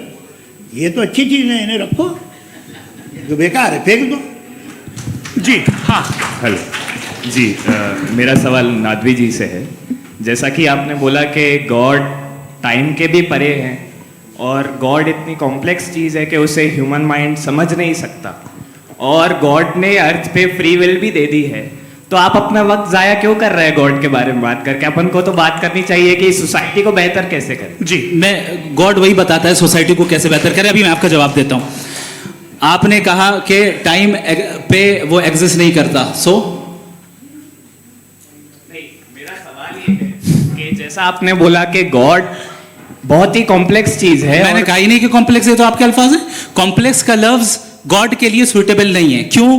क्योंकि कॉम्प्लेक्स वो चीजें होती हैं जो ऑब्जेक्ट हो। God is not an object जिसको आप इंस्ट्रूमेंट के जरिए लेबोरेटरी में जाके टेस्ट करें, oh it's very complex. No, वो कोई कार का इंजन नहीं है। वो फिलोसॉफिकली नेसेसरी बीइंग ऐसी बीइंग है जो सिंपल बीइंग है। हाँ, आप उसको मुकम्मल तौर पे उसकी तमाम हिकमतों को जान ले और हर चीज को जान ले, ये पॉसिबल नहीं है, क्योंकि वो ऑल वाइज है, आप ऑल वाइज नहीं है, और वो खुदा है, वो आपको सारी चीजें बता दे, ये जरूरी नहीं। मेरा सवाल ये नहीं था। मेरा सवाल ये था कि जब गॉड इतना परे है इस दुनिया से कि उसने अर्थ पे फ्री विल भी दी है, हम सब ह्यूमंस की फ्री विल है, और जो सोसाइटी में हो रहा है वो अपन लोग डिसाइड करेंगे, तो अपन लोग डिसाइड नहीं करेंगे ना, अपन लोग डिसाइड नहीं करेंगे। गॉड जो है, गॉड ने वो उसकी जात, उसकी एग्जिस्टेंस टाइम एंड स्पेस से परे है, लेकिन वो हमारा टेस्ट ले रहा है, और उसी गॉड ने हमें बताया कि तुम्हें क्या करना है क्या नहीं करना है। तो जाहिर उस गॉड की बात सुनेंगे ना हम। जी, वो पीछे एक चश्मा लगाया जो मैम खड़ी हैं, उनको दीजिए। हाँ आप जी जी बिल्कुल आएंगे। देखिए मैं कोशिश कर रहा हूँ सब तरफ जाने की। हाँ उनको दीजिए माइक। जी हेलो सर, मैं ओमनी प्रेजेंट नहीं हूँ, टाइम पाबंद हूँ, और जहाँ तक कोशिश कर सकता हूँ करूँगा। जी अपना नाम बताइए। मेरा नाम उर्सुला है, मैं दिल्ली यूनिवर्सिटी की एक स्टूडेंट हूँ, और मैं स्टूडेंट फेडरेशन ऑफ इंडिया से हूँ। मेरा सवाल मुफ्ती जी से है कि इस हॉल के इस कमरे में बैठ के हम लोग रेप की मोरालिटी के बारे में फिलोसफिकली बात तो कर सकते हैं, बट असलियत ये है कि रोज़मर्रा की ज़िंदगी में औरतें रेप के थ्रू गुजरती हैं। और हम लोग सिर्फ नंबर्स पे इस तरह नहीं देख सकते, क्योंकि कितनी औरतें हैं इन कंट्रीज़ में जहाँ पे आप बता रहे हैं कि केसेस कम हैं, जिनका एक्सेस है कि वो जाके केस फाइल कर सकें। कितनी औरतें हैं जो जिनको काम करने की आज़ादी है उन कंट्रीज़ में। यूरोप में ये आज़ादी आ गई, यूरोप में ये रूल्स आ गए, तो हम आज उसके बारे में बात कर पा रहे हैं। जी, जवाब। आपने ये कहा कि कमरे में बंद होकर हम लोग इस पर फिलोसफिकली बात कर सकते हैं, लेकिन हकीकत में क्या हो रहा है, वो ग्राउंड लेवल पे क्या हो रहा है जो बहुत गलत हो रहा है, और वो सफ़र कर रही हैं। आई एग्री, बहुत गलत हो रहा है, और जो गलत हो रहा है उसको हमें रोकना है। और क्यों रोकना है, वो गलत क्यों है? हमारे पास इसका ऑब्जेक्टिव फाउंडेशन है, इनके पास उसका ऑब्जेक्टिव फाउंडेशन नहीं है। मैं ये कहना चाह रहा हूं कि जहां पे भी जुल्म हो रहा है, जहां पे भी औरत पे जुल्म हो रहा है, या उसकी इज्जत लूटी जा रही है, या उसे तकलीफ पहुंचाई जा रही है, और सिर्फ औरत नहीं, किसी इंसान के ऊपर भी जुल्म हो रहा है, तो उसके खिलाफ खड़ा होना, ये मॉरलिटी हमारे पास गॉड के पास से आई है। वरना जावेद साहब तो कह रहे हैं कि जो है मेजॉरिटी डिसाइड करेगी, तो मेजॉरिटी तो कभी भी बदल सकती है। क्या आप ये थोड़ी सी आपको गलतफहमी है। मैं अगर मेरे जुमले से ये मदना निकला या मैंने कहा, तो ये जुमला मैं वापस लेता हूँ। ये मेरा मतलब ही नहीं था कि मेजॉरिटी डिसाइड करेगी। मेजॉरिटी डिसाइड करे तो दुनिया में बड़ी, वैसे आपने कहा था ये जुमला। अच्छा, हो सकता है, मैं मान रहा हूँ, बाद में रिकैप कर लेंगे। अरे एक सेकंड, मैं अपनी एक्सप्लेनेशन देता हूँ। मुनासिब बात यह है कि हम सब के सब दिल में जानते हैं कि क्या अच्छा है क्या बुरा है, हमें पता है अच्छी तरह से। जो लोग बुरे काम करते हैं उन्हें भी मालूम अच्छा क्या है। यही तो सवाल था हजरत कि फिर ये मोरालिटी आई कहां से? Cross examination. हाँ जी, हाँ। मोरालिटी साथ रहने की डिजायर से आई है, यानी साथ रहकर जो कुछ कह दे, जो कुछ कर दे, वो हो जाएगा? नहीं, तो आप कायदे से रह ही कर सकते हैं जब तक लोगों में मोरालिटी हो, वरना क्यास हो जाएगा। ये आपको कैसे पता? जी, हमने देखा ना, जहाँ मोरालिटी का क्यास हो गया, हम देखते हैं। कहाँ पे देखते भाई? दुनिया में। आप जो कह रहे हैं, आप कहीं पे अगर गलत हो रहा है, इस बहस तो के उसको बाद आप मैं आप लोगों देखिए, को सर मुफ्ती आप एपिस्टेमोलॉजी की बात कर रहे हैं, मैं ऑन्टोलॉजी की बात कर रहा हूं। मैं इस बहस के बाद आप दोनों लोगों को चाय पे होस्ट करूंगा, वहां पे क्रॉस एग्जामिनेशन कर लीजिएगा। अभी ऑडियंस का हक मार रहे हैं आप लोग भाई, सर जस्ट लोग हैं आप लोग। और ये भाई ये हाँ, उधर आएंगे, जी सर आएंगे। अच्छा सर, मेरा नाम लईकुर रहमान है और मैं अलीगढ़ मुस्लिम यूनिवर्सिटी का स्टूडेंट हूँ।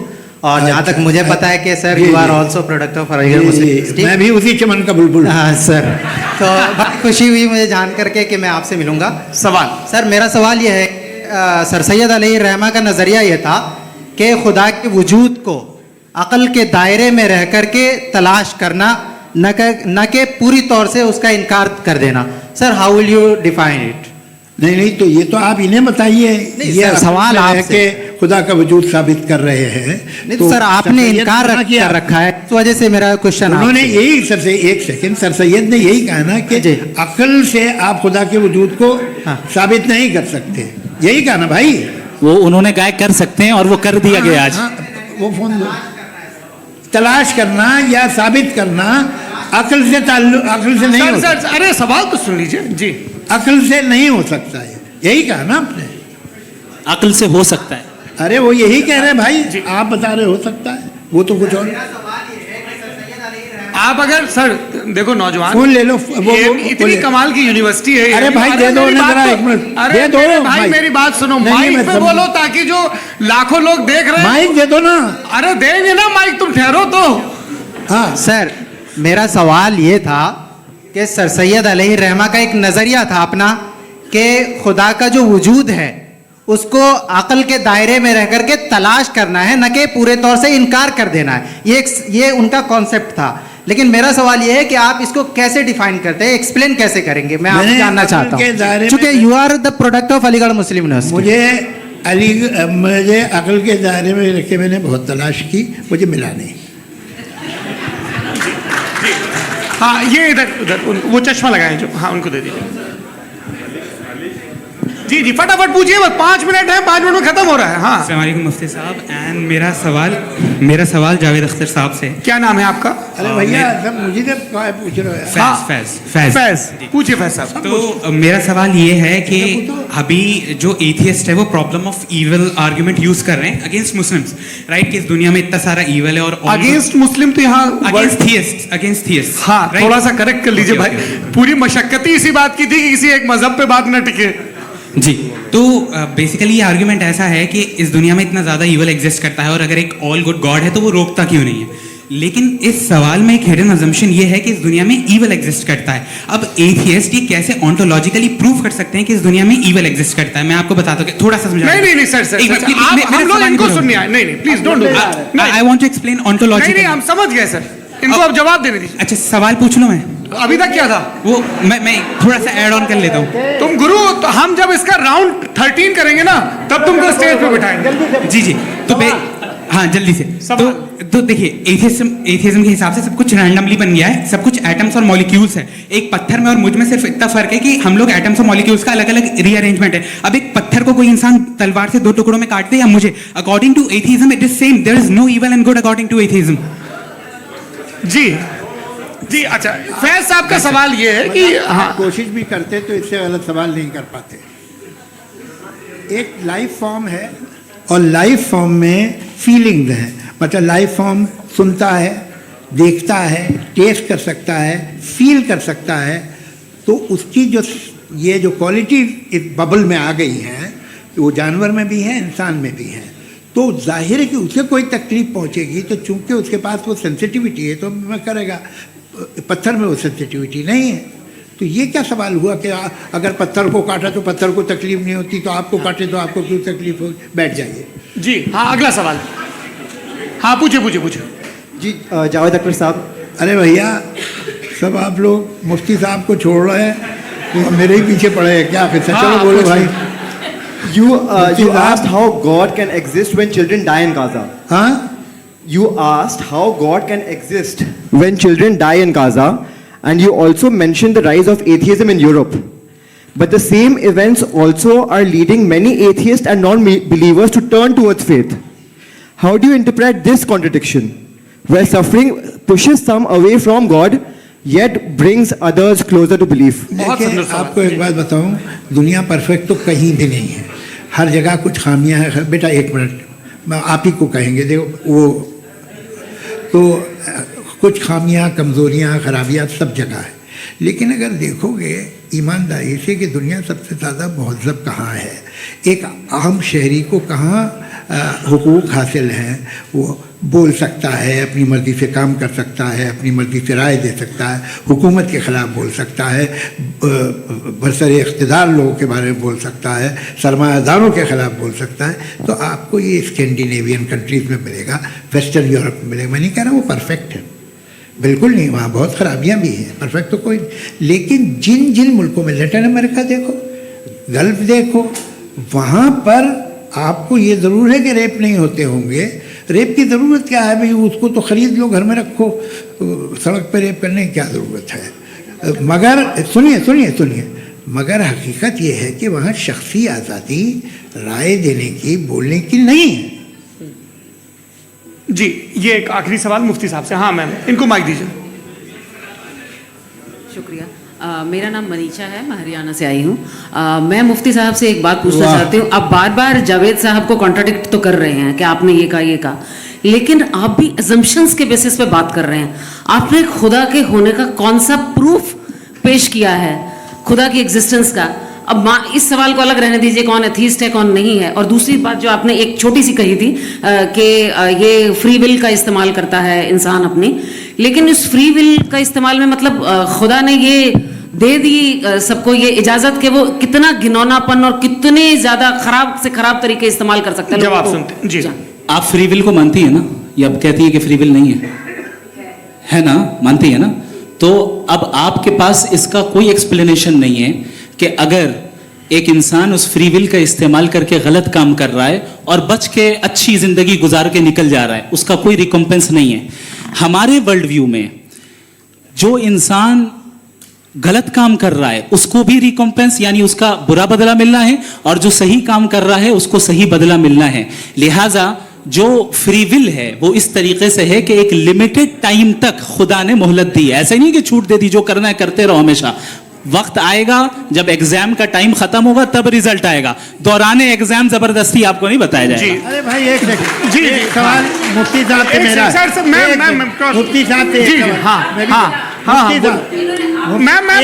सवाल, रुक जाइए, आपसे फोन, आप इसके बाद आपसे यही रहेंगे वो। हाँ बोलिए। मैं मुफ्ती साहब एक ही सवाल करता हूँ कि अगर जो हो रहा है फ्री विल से हो रहा है और एक दिन बरोज़ क़यामत इंसाफ होगा मैशर में वगैरह वगैरह, तो दुआ क्यों मांगते हैं लोग?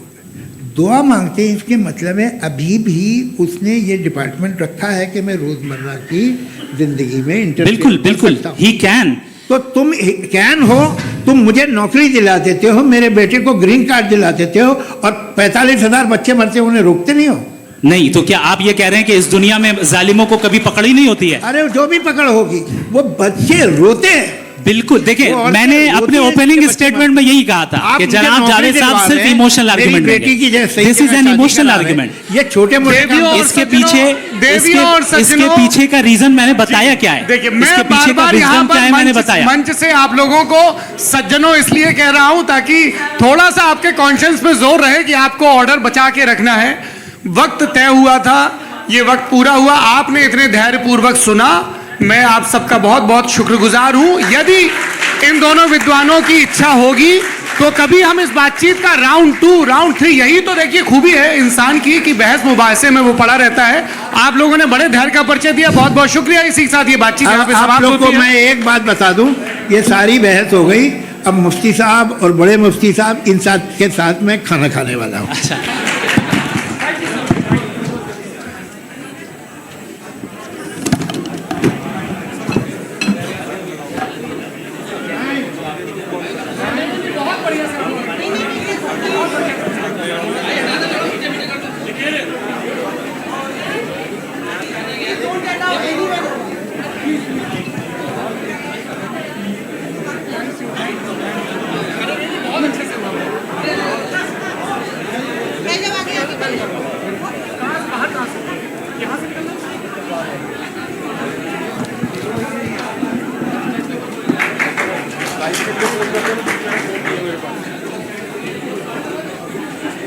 आप